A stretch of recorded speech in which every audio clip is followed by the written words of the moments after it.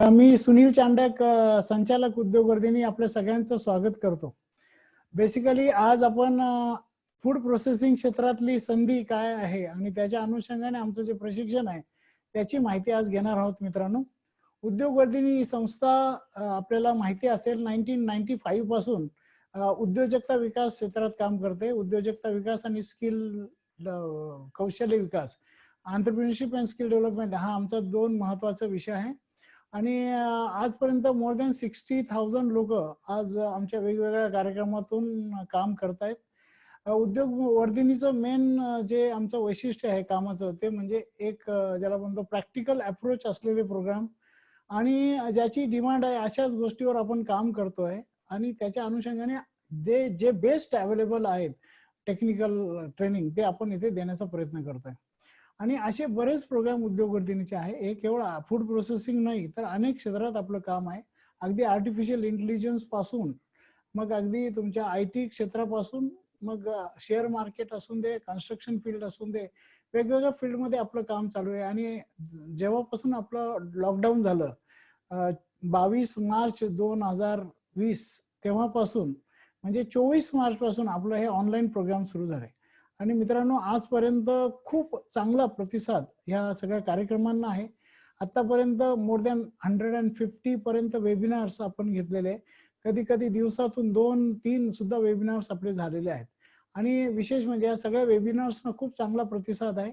E commerce पासून अगदी startup boot camp पर्यंत, एंटरप्रेन्योरशिप डेव्हलपमेंट प्रोग्राम पासून ऑपॉर्च्युनिटी वीक पर्यंत खूप काही वेगवेगळे वेबिनार. म्हणजे every day we are having webinars. Every day असा एकही दिवस जात नाही की ज्या दिवशी आमचे वेबिनार नाही.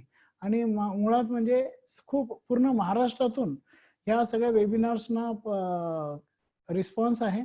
आताही आमचा जो फूड प्रोसेसिंगचा मागचा कार्यक्रम झाला त्या कार्यक्रमामध्ये म्हणजे 50 ऍडमिशन होत्या, त्याच्यापैकी 22 सिटीमधून लोक होते. 22 cities of Maharashtra has been represented in the programme.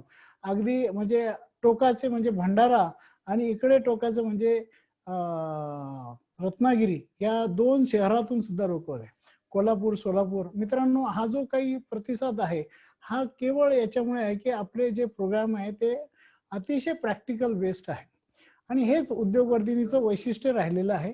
आणि त्यामुळेच उद्योगवर्धिनी आज एवढी पॉप्युलर आहे.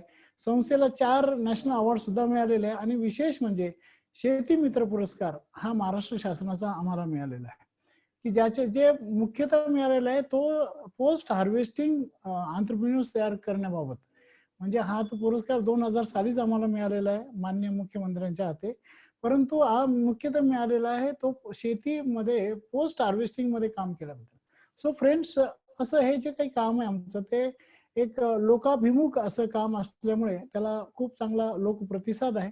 आज आपण ज्या विषयावर चर्चा करणार आहोत तो विषय म्हणजे सध्याचा अतिशय ज्याला आपण म्हणूया अतिशय ज्याच्यावर काम करण्याची गरज आहे असा हा विषय आहे, फूड प्रोसेसिंग किंवा शेतमाल प्रक्रिया. मित्रांनो, लॉकडाऊन नंतर अर्थात लॉकडाऊन आधी सुद्धा आता कसं आहे की नेहमी असं सांगावं लागतं जसं ते बिफोर क्राइस्ट आणि पोस्ट आफ्टर क्राइस्ट असे जे पहिले होतं बोलता यायचं, आता ते बिफोर कोविड आणि आफ्टर कोविड असं सगळं आता ते नामकरण होणार आहे.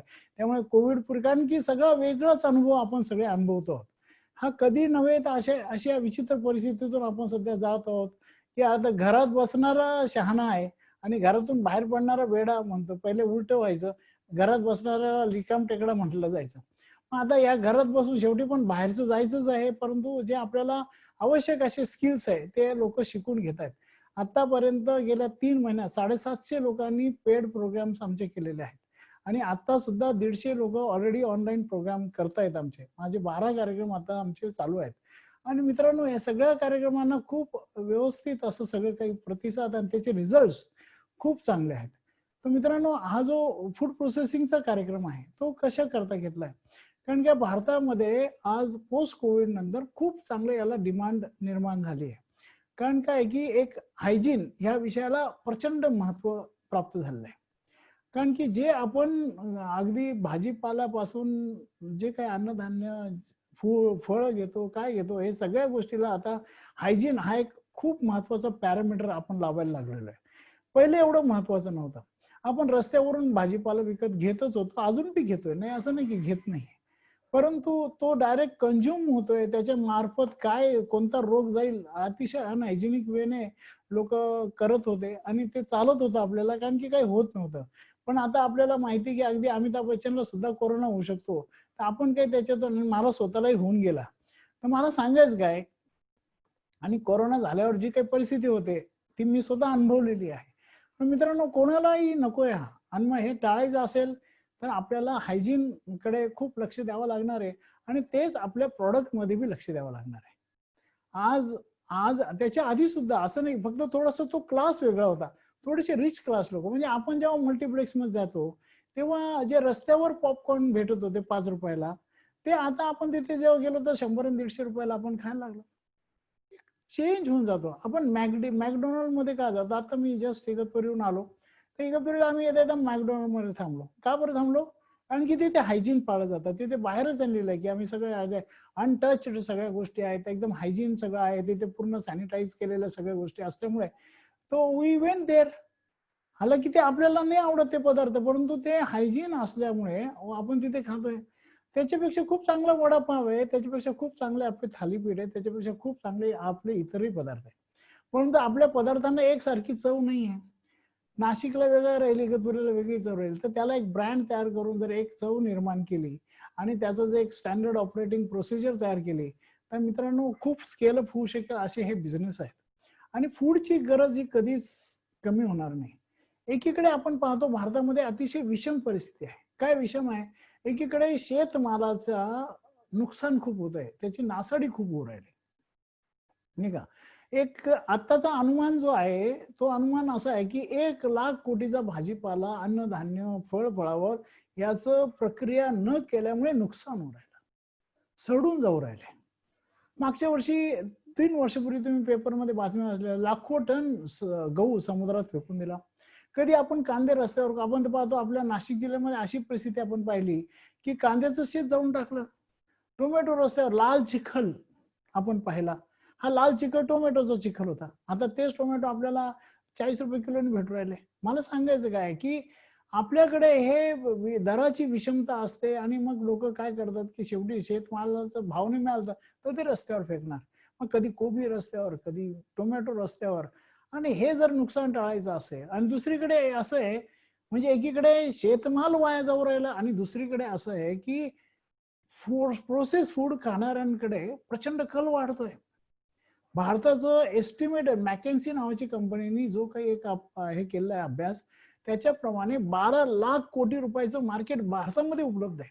आणि कोविड नंतर हे मार्केट कमीत कमी 15 ते 20 लाख कोटी पर्यंत जाण्याची शक्यता आहे. 15 ते 20 लाख कोटी, इमॅजिन करा मित्रांनो, हे किती मोठी संख्या आहे. पण भारताची पॉप्युलेशनच तेवढी, 137 करोड जो लोक जिथे राहतात, तिथे मार्केटची काय कमी. याच्यातले फक्त 15-20% जरी लोक खायला लागले, विचार करा, 130 कोटी, 135 कोटीच्या 20% म्हणजे की झाले 27 करोड लोक. आणि जेव्हा 27 करोड लोक जर खायला लागले तर या गोष्टीला मागणी किती आहे? अहो, काही काही देश असे की ज्याची पॉप्युलेशन 2 कोटी बी नाहीये. आपले इथे 27 कोटी तर असे एक लोक आहे की जे खाणं शकतात. मिडल क्लास लोक आपल्याकडे 60 कोटी लोकांचं तर मिडल क्लास आणि लोअर क्लासचं पॉप्युलेशन आहे. मला सांगायचं काय की इतकं जेव्हा पॉप्युलेशन आपल्याकडे, जे पूर्ण युरोप खंडाचं सुद्धा पॉप्युलेशन नाही, मग एकीकडे हा प्रोसेस फूड खाण्याकडे कल आहे. बरं, दुसरीकडे अजून का बरं कल वाढवायला? कारण की घरामध्ये आता वी हॅव टू वर्क, म्हणजे आता नवरा बायको दोघांनाही काम करावं लागतं. त्यामुळे ते आजकी नारीला, तिला वेळ नाही ना, तिला पिठाच्या गिरणी जायला वेळ नाही, तिला भाजीपाला आणायला वेळ नाही, तिला भाजीपाला आणलं तर ते निवडायला वेळ नाही, ते स्वच्छ करायला वेळ नाही, ते कट करायला वेळ नाही, अन्नधान्य स्वच्छ करायला वेळ नाही. मग हे जर आपण केलं आणि ह्याच्यामध्ये अनेक मशिनरीज आहे, टेक्नॉलॉजीज आहे, त्या जर प्रायमरी प्रोसेस जरी आपण केल्या तर खूप मोठी गरज लोकांची आपण भागवू शकतो आणि खूप मोठे नवीन मार्केट तयार होऊ शकतं. लोक आज बी पाहणं, आज जेव्हा आपण काम करतोय मित्रांनो, आता आपण काय बघतो की कुठून कुठून भाजीपाला चांगला मिळेल. आता आमचे राजपूत सर आलेलेच आहे इथे. राजपूत सर दर रविवारी एक ऑर्गॅनिक भाजीपाल्याचं मोठं मार्केट करतात इथे. ते इथे शंकराचार्य न्यासामध्ये ते नाशिकला ते कार्यक्रम होतो आणि हजारो लोक तिथे येतात ते भाजीपाला घ्यायला. का बरं? भाजीपाला 2 रुपये जास्त देऊन सुद्धा लोक का घेतात? कारण की ते चांगलं आहे, हायजिनिक आहे, ऑर्गॅनिक आहे. तर लोकांचं आता ही चॉईस जी आहे ना ती बदललेली आहे. आणि बदलत्या चॉईस नुसार तुम्ही बदललं तर लोक तुमच्याकडून बी घेतील, का बरं नाही घेणार? मला सांगायचं काय की अशा प्रायमरी प्रोसेस जरी आपण केल्या तर खूप मोठं मार्केट आहे, खूप मोठं मार्केट आहे. मी आता एक रिसेंटली वाचलं, दिल्लीमध्ये IIT झालेला मुलगा, IIT आणि एक IIM झालेला, असे दोघं जण एकत्र येऊन एक भाजीपाल्याचा बिझनेस सुरू केला. त्यांनी ऑनलाईन सगळं टेक्नॉलॉजी डेव्हलप केली, ऍप डेव्हलप केलं आणि त्याचा पहिल्या महिन्याचा टर्नओव्हर 5 कोटीपर्यंत गेला. दिल्ली सारख्या शहरात, दिल्ली सारखं एक राज्य आहे त्याच्यामध्ये एक 5 कोटीच्या वरती, दिल्ली आणि NCR जे आहे 5 crore turnover monthly, 60 crore yearly. Just imagine, एवढं टर्नओव्हर कोणत्या बिझनेसमध्ये फास्ट होईल तुम्हाला? तर आज त्याला मिळालं, कारण की हे मार्केटच खूप मोठं आहे मित्रांनो. आणि हे तर झालं इंडिजिनस मार्केट, पण आता खूप मोठं जवळचं मार्केट आपल्याला एक्सपोर्ट मार्केट सुद्धा, आज एक्सपोर्ट करणं सुद्धा बऱ्यापैकी सोपं आहे.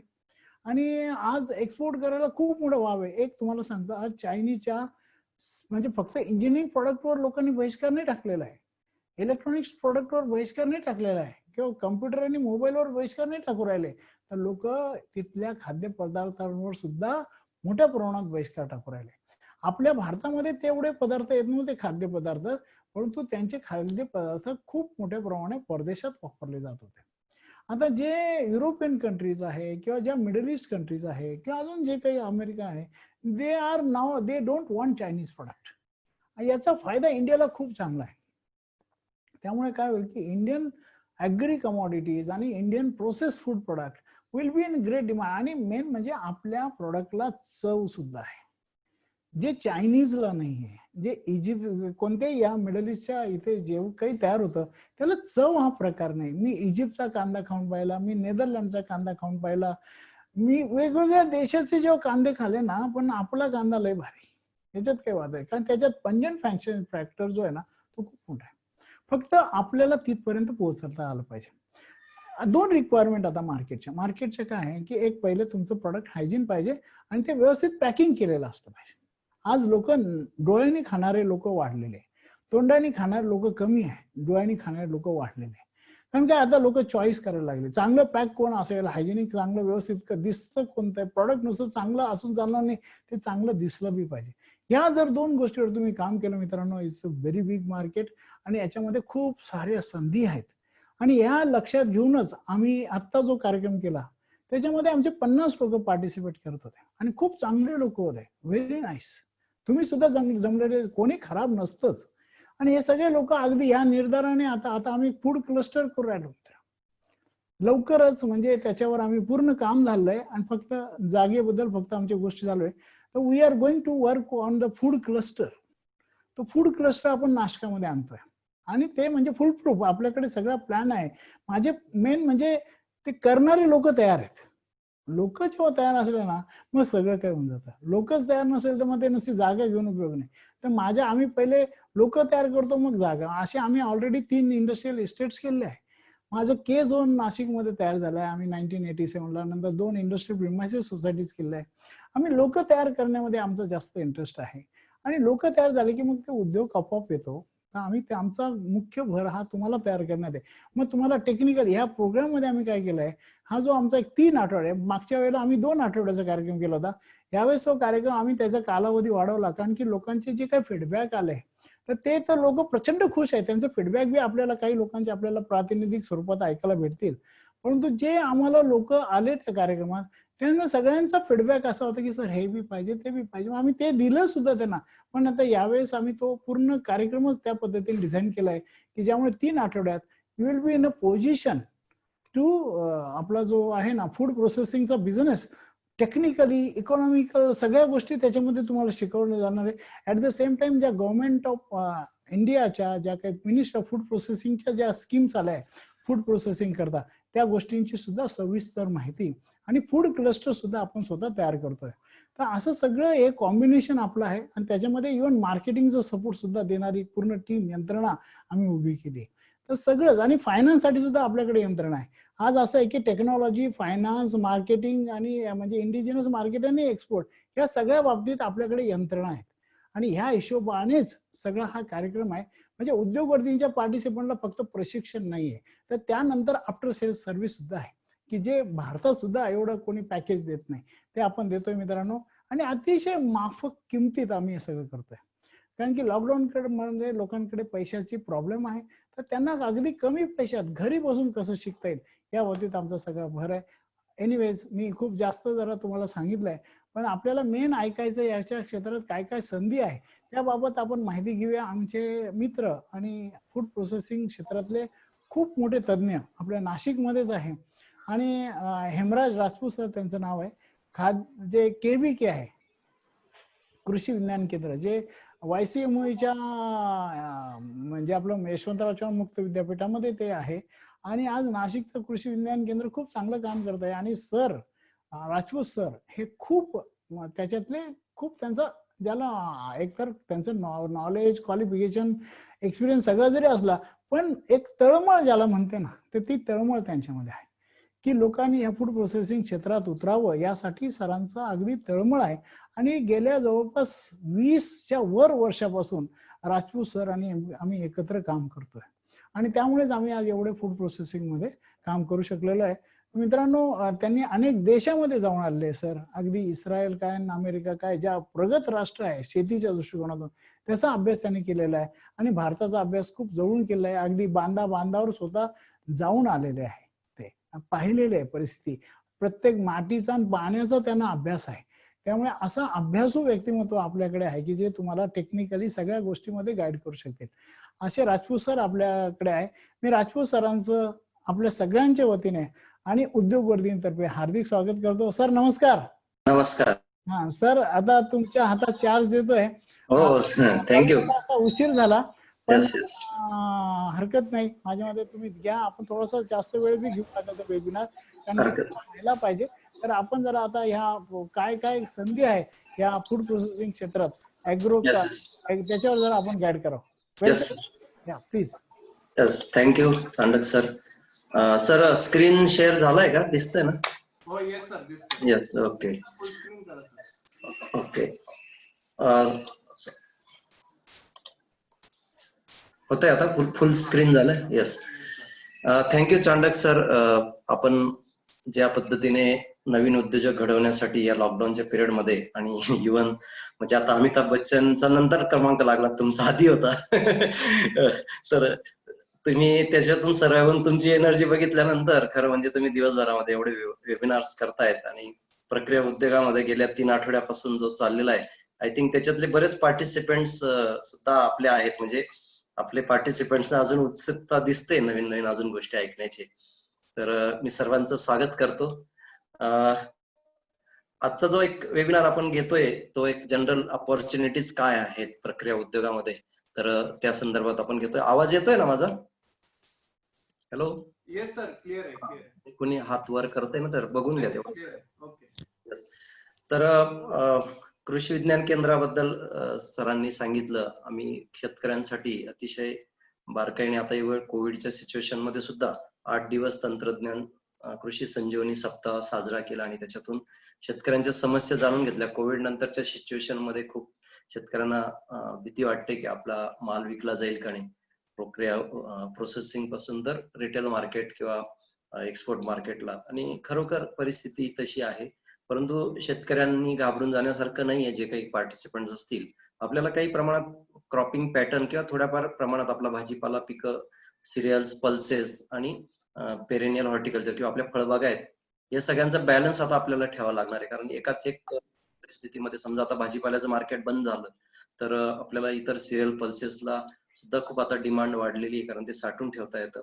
तर याचाही आता विचार करण्याची गरज आहे. आम्ही सायंटिफिकली तिकडे वेगळ्या अँगलने बघतोय की या निमित्ताने थोडीशी पिकाची फेरपालट होईल. पिकाचं, जमिनीचं जे काही थोडं आरोग्य बिघडलेलं आहे त्याचाही फायदा या मधून होऊ शकतो. त्यामुळे शेतकरी बंधूंनी आणि जे नवीन आता युवा शेतकरी आहेत त्यांना खूप चांगल्या अपॉर्च्युनिटीज आहेत की थेट ग्राहकांपर्यंत आपल्याला पोहोचण्याची संधी या माध्यमातून आता निर्माण झालेली. आणि तो एक सुरुवात आहे, कारण प्रक्रिया हा व्यवसाय हा नंतरचा भाग आहे, परंतु आपल्याकडे पोस्ट हार्वेस्ट मॅनेजमेंट मध्ये खूप काही गॅप्स आहेत, त्यामुळे मोठ्या प्रमाणात फळांची, भाज्यांची नासाडी आपल्याकडे जी होती, तर त्या प्रॉपर त्याचं ग्रेडिंग, पॅकेजिंग, सॉर्टिंग आणि ते प्रॉपर ग्राहकांपर्यंत अतिशय हायजीन कंडिशन मध्ये विपणन कसं होईल याचा विचार आपल्याला करण्याची गरज आहे.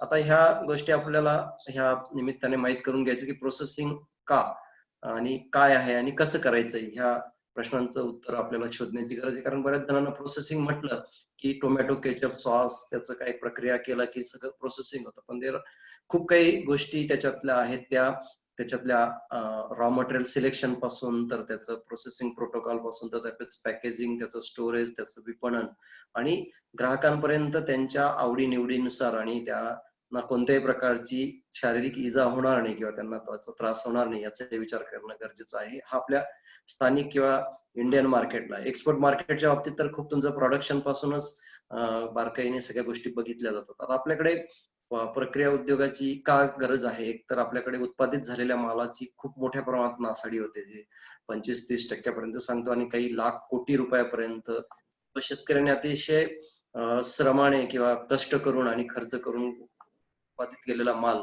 अक्षरशः फेकून द्यावा लागतो. आणि जेव्हा काही एखाद्या कमोडिटीचं खूप मोठ्या प्रमाणात मार्केटमध्ये आवक वाढते आणि त्याच्यामुळे ग्लट्स होतात आणि प्राइजेस डाऊन होतात, तर त्यावेळेस असा हा जो काही एक्सेस प्रोडक्शन झालेला जो काही फळं भाजीपाला आहे, तो जर काही प्रमाणात प्रक्रियेसाठी डायव्हर्ट जर झाला, तर मार्केटमधलं जे काही रेग्युलेशन आहे किंवा जे काही गरज आहे तेवढं मेंटेन होऊन होणारं नुकसान जे आहे किंवा जो बाजारभाव कमी होतो किंवा शेतकऱ्यांना अक्षरशः मातीमोल किमतीत माल विकावा लागतो, त्याच्यावर काही प्रमाणात आपल्याला नियंत्रण करता येऊ शकतं. त्यानंतर प्रक्रियेचा सगळ्यात महत्वाचा फायदा की एखाद्या हंगामी फळभाजी किंवा धान्य असेल तर त्याचं वर्षभर वेगळ्या फॉर्मॅटमध्ये, जसं आता आंब्याचं सीझन संपत आलेलं आहे, परंतु मँगो पल्प असेल किंवा त्याच्या वेगळ्या प्रक्रिया स्क्वॅश, सिरप, आरटीएस किंवा आम्रखंड आईस्क्रीमच्या फॉर्मॅट, जाम जेलीच्या फॉर्मॅटमध्ये हे प्रॉडक्ट आपल्याला वर्षभर उपलब्ध करून देतो. त्यानंतर ते इडिबल करता येतात. आता काही फळझाडं किंवा काही उत्पादनं अशी की आपण ते रॉ खाऊ शकत नाही किंवा ते लगेच आपल्याला खाता येणं शक्य नाही, तर त्याचं प्रोसेसिंग केल्यामुळे किंवा प्रक्रिया केल्यामुळे ते इडिबल फॉर्मॅटमध्ये, उदाहरण घ्यायचं तर आवळ्याचं आहे, आवळा आपण सहज कापून चिरून काही प्रमाणात खाऊ शकत नाही, तर त्याचं जर कॅन्डी बनवली, त्याचं जर सरबत बनवलं, त्याची जर पावडर बनवली किंवा सुपारी बनवली तर सहज ते खाऊ शकतं. आणि एकंदरीत वेगळ्या प्रकारच्या प्रक्रियायुक्त पदार्थांचा आपल्या आहारामध्ये किंवा दैनंदिन आहारामध्ये समावेश जर केला, तर वेगळ्या प्रकारचे ज्याच्यामध्ये प्रोटीन रिच आहेत, विटॅमिन्स आहेत, कार्बोहायड्रेट्स आहेत, मिनरल्स आहेत, ते आपल्या आहारामध्ये आल्यामुळे आपलं न्यूट्रिशन जे आहे ते इम्प्रूव्ह होऊ शकतं. आणि आता कोविड सिच्युएशन मध्ये आपण बघतोय काढे खूप चाललेलं आहे, तर वेगळ्या प्रकारच्या ज्या आपल्याकडच्या कमोडिटीज, ऍग्रिकल्चर प्रोड्युसेस, स्पायसेस असतील, फ्रुट्स असतील, व्हेजिटेबल्स असतील, तर त्यांचे जे काही झाड, पाला, शेंगा, बिया, मुळ्या असतील, त्याच्यामध्ये वेगळ्या प्रकारच्या न्यूट्रिशनल व्हॅल्यूज किंवा आपण न्यूट्रास्युटिकल व्हॅल्यूज म्हणूया की ज्याच्यामध्ये रोगप्रतिकारक शक्ती मोठ्या प्रमाणात, त्याचं व्हॅल्यू ऍडिशन करून आपल्याला ह्या गोष्टी करणं फायदेशीर ठरू शकतात. आणि आज आपण बघतो की 55 किंवा 60% आपल्याकडचा मोठ्या प्रमाणात ऍग्री बेस सगळी इकॉनॉमी आहे. आपले मोठ्या प्रमाणात मॅन फोर्स किंवा पॉप्युलेशन इज ह्या शेतीमध्ये एंगेज आहे. तर ह्या प्रक्रिया उद्योगाच्या माध्यमातून, पर्टिक्युलरली ऍग्रोबेस इंडस्ट्रीज मधून मोठ्या प्रमाणात ग्रामीण भागात, म्हणजे ज्या लोकांना शहरापर्यंत येण्याची सुद्धा गरज नाही, तर रोजगाराच्या संधी याच्यामध्ये आहेत. आपल्यासारखे जे काही यंग एंटरप्रिनर्स आहेत, शेतकऱ्यांची मुलं आहेत किंवा शेतकऱ्यांची मुलं नंतर प्रोफेशनली काही आता शहरात गेलेली, तर त्यांना ह्या उद्योग व्यवसाय सुरू करण्याची संधी मोठ्या प्रमाणात आहे. आणि नॅचरली आपलं जे जीडीपी आहे ते सगळं ऍग्रीबेस आहे, याच्यातून जे काही इन्कम जनरेट होणार आहे, त्यामुळे रुरल इकॉनॉमी इम्प्रूव्ह होण्यासाठी आणि जर चांगल्या प्रकारे आपण एक्सपोर्ट करू शकलो, जी काही एक्सपोर्टची गरज आहे त्या प्रमाणात जर आपण प्रोसेस प्रोटोकॉल वापरला, तर एक्सपोर्टच्या माध्यमातून आपल्या देशाला मोठ्या प्रमाणात परकीय गंगाजळी मिळून आपलं फॉरेन एक्सचेंज इम्प्रूव्ह होण्याची खूप मोठी संधी. आणि या कोविडच्या सिच्युएशन नंतर पूर्ण जग आपल्या भारताकडे, कारण आपल्याकडच्या जे एन्व्हायरमेंटल कंडिशन आणि सॉइल कंडिशन्स आहेत आणि वर्षभर आपल्याकडे वेगळ्या प्रकारच्या अन्नधान्यापासून तर प्लांटेशन क्रॉप्स पर्यंत आपण उत्पन्न घेऊ शकतो, तर एक्सपोर्टला खूप मोठ्या प्रमाणात आपल्याकडे संधी आहेत. आणि एकंदरीतच जर इकॉनॉमिकल ग्रोथ झाली, शेतकऱ्यांना 2 पैसे मिळाले, तर आपण बघतो की आपला ग्रामीण विकास जर झाला, तर सगळ्या शेतकऱ्यांपासून मजुरांपासून तर सर्वांचं जीवनमान सुधारण्याची संधी याच्यामध्ये आहे. आपण आता फक्त बोलतोय किंवा लॉसेस कमी झाले, परंतु एकंदरीत याच्यात जर चांगल्या प्रकारे एकत्रित सर्व उत्पादकापासून तर कंझ्युमर पर्यंत जर चांगल्या प्रकारे काम जर झालं तर आपल्याला खूप मोठा बदल करण्याची संधी आहे. तर थोडक्यात प्रक्रिया म्हणजे काय, की जे काही फळ हंगामी असतं किंवा त्याचं काही विशिष्ट लाईफ असतं, तर त्याला काही प्रमाणात आपण प्रक्रियेचे प्रोटोकॉल्स वापरून, तर जसं सुकवण्यापासून तर जाम जेली पर्यंत, तर त्याचं जे टिकण्याची जी क्षमता आहे, ज्याला आपण सेल्फ लाईफ म्हणतो, ते वाढवण्याचं काम या प्रक्रियेतून किंवा प्रोसेसिंग मधून करता येतं. म्हणजे proper pre cooling, cold storage किंवा त्याचं पॅकेजिंग आणि योग्य तापमानाला किंवा योग्य वातावरणात त्याची साठवणूक केलं, ते सुद्धा प्रोसेसिंगचा भाग येऊ शकतो किंवा व्हॅल्यू एडिशनचा भाग होऊ शकतो. जेणेकरून ते आपल्याला दीर्घकाळ तो कमोडिटी ते आपल्याला टिकवता येऊ शकतो. तर काही जे सीजनल कमोडिटीज आहेत ते आपल्याला वेगळ्या पद्धतीने वर्षभर टिकवता येऊ शकतो आणि जे काही खराब होण्याचं जे प्रमाण आहे ते आपल्याला कमी करतात.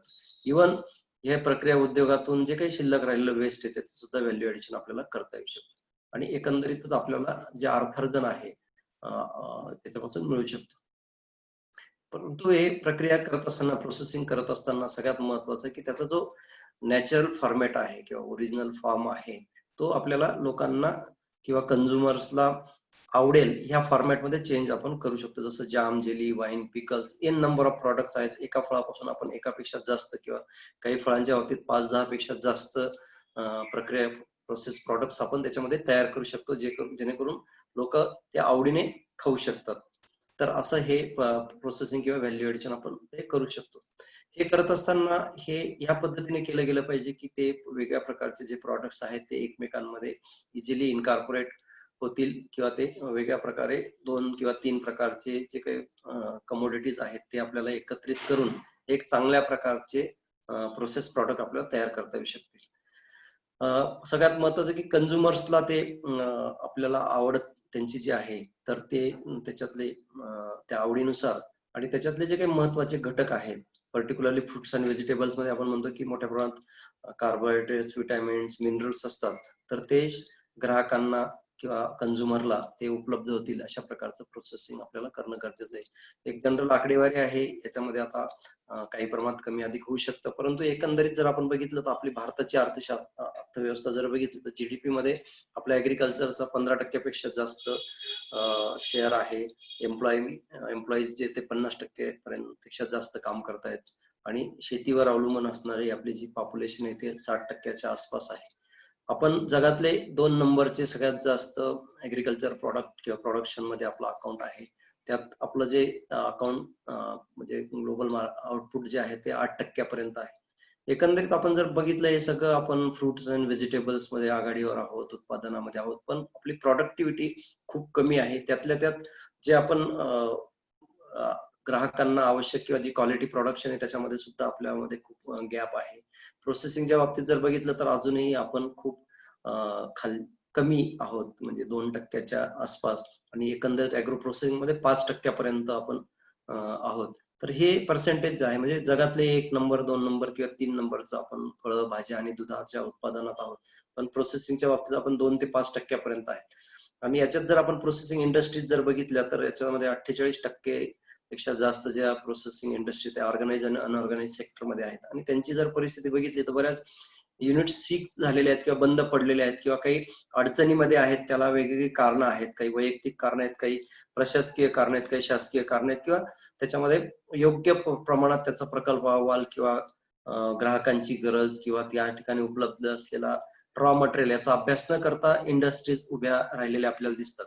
म्हणजे कांद्याच्या बाबतीत आपण बघतो की ओनियन डिहायड्रेशनला खूप स्कोप आहे, परंतु नाशिक जिल्ह्यामध्ये 3 ते 4 युनिट्स आपण बघितले ते बंद पडले किंवा ते पूर्णपणे आता म्हणजे तिथून ते शिफ्ट सुद्धा झालेले आहेत. आणि आपण एका बाजूला बघतो की नाशिक जिल्हा हा कांद्याच्या उत्पादनात आघाडीवर आहे. तर अशा प्रकारच्या काही गोष्टी की प्रॉपर रॉ मटेरियल उपलब्ध नसल्याने टेक्नॉलॉजी किंवा जो प्रोड्युसर किंवा एंटरप्रिनर्स आहेत त्यांचं इंटेन्शन शासकीय अनुदान किंवा गव्हर्नमेंटची सबसिडी आहे म्हणून त्यासाठी बऱ्याच उद्योग उभारणी झाली आणि नंतर ती बंद पडलेली आपल्याला दिसून येतात. आता ह्या गोष्टी बदलण्याची गरज आहे. आपला ऍटिट्यूड किंवा आपला जो विचार आहे तो बदलायला पाहिजे की त्याच्यातून आपल्याला आर्थिक फायदा तर होणारच आहे, परंतु जे आपण म्हणतो 20, 25, 30% जे लॉसेस होतात ते लॉसेस कमी होऊन त्याच्यामध्ये शेतकरी आणि ग्राहक हे सुद्धा सर्वे व्हायला पाहिजे, त्यांचा पण सहभाग याच्यामध्ये वाढवायला पाहिजे. त्या पद्धतीने त्यांना ओरिएंट किंवा ट्रेन करण्याची गरज आहे. त्यासाठी आवश्यक असणाऱ्या काही गोष्टी आपल्याकडे उपलब्ध होण्याची गरज आहे. तर एकंदरीत जर आपण बघितलं, मगाशी चांडक सरांनी सांगितलं किंवा तुम्ही अपेडा असेल किंवा ministry of food processing and इंडस्ट्रीजच्या वेबसाईटवर जर केलं तर ही आकडेवारी तुम्हाला दिसेल की साधे धान्य पासून, धान्याच्या रेडी आटा असेल, रवा असेल त्यापासून किंवा भाजण्या असतील तर त्यापासून प्लांटेशन क्रॉप्स पर्यंत आणि फळांमध्ये पल्प पासून तर त्याचे ज्युसेस असतील, बिव्हरेजेस असतील आणि इव्हन मिल्क प्रॉडक्ट्स असतील, इव्हन मीट आणि फिश, स्पायसेस, या सगळ्यांचा विचार केला, इव्हन यांचा जर विचार केला तर एक्सपोर्टला मोठ्या प्रमाणात आपल्याकडून होतं, परंतु त्याचं अजून स्कोप वाढण्याची गरज आहे.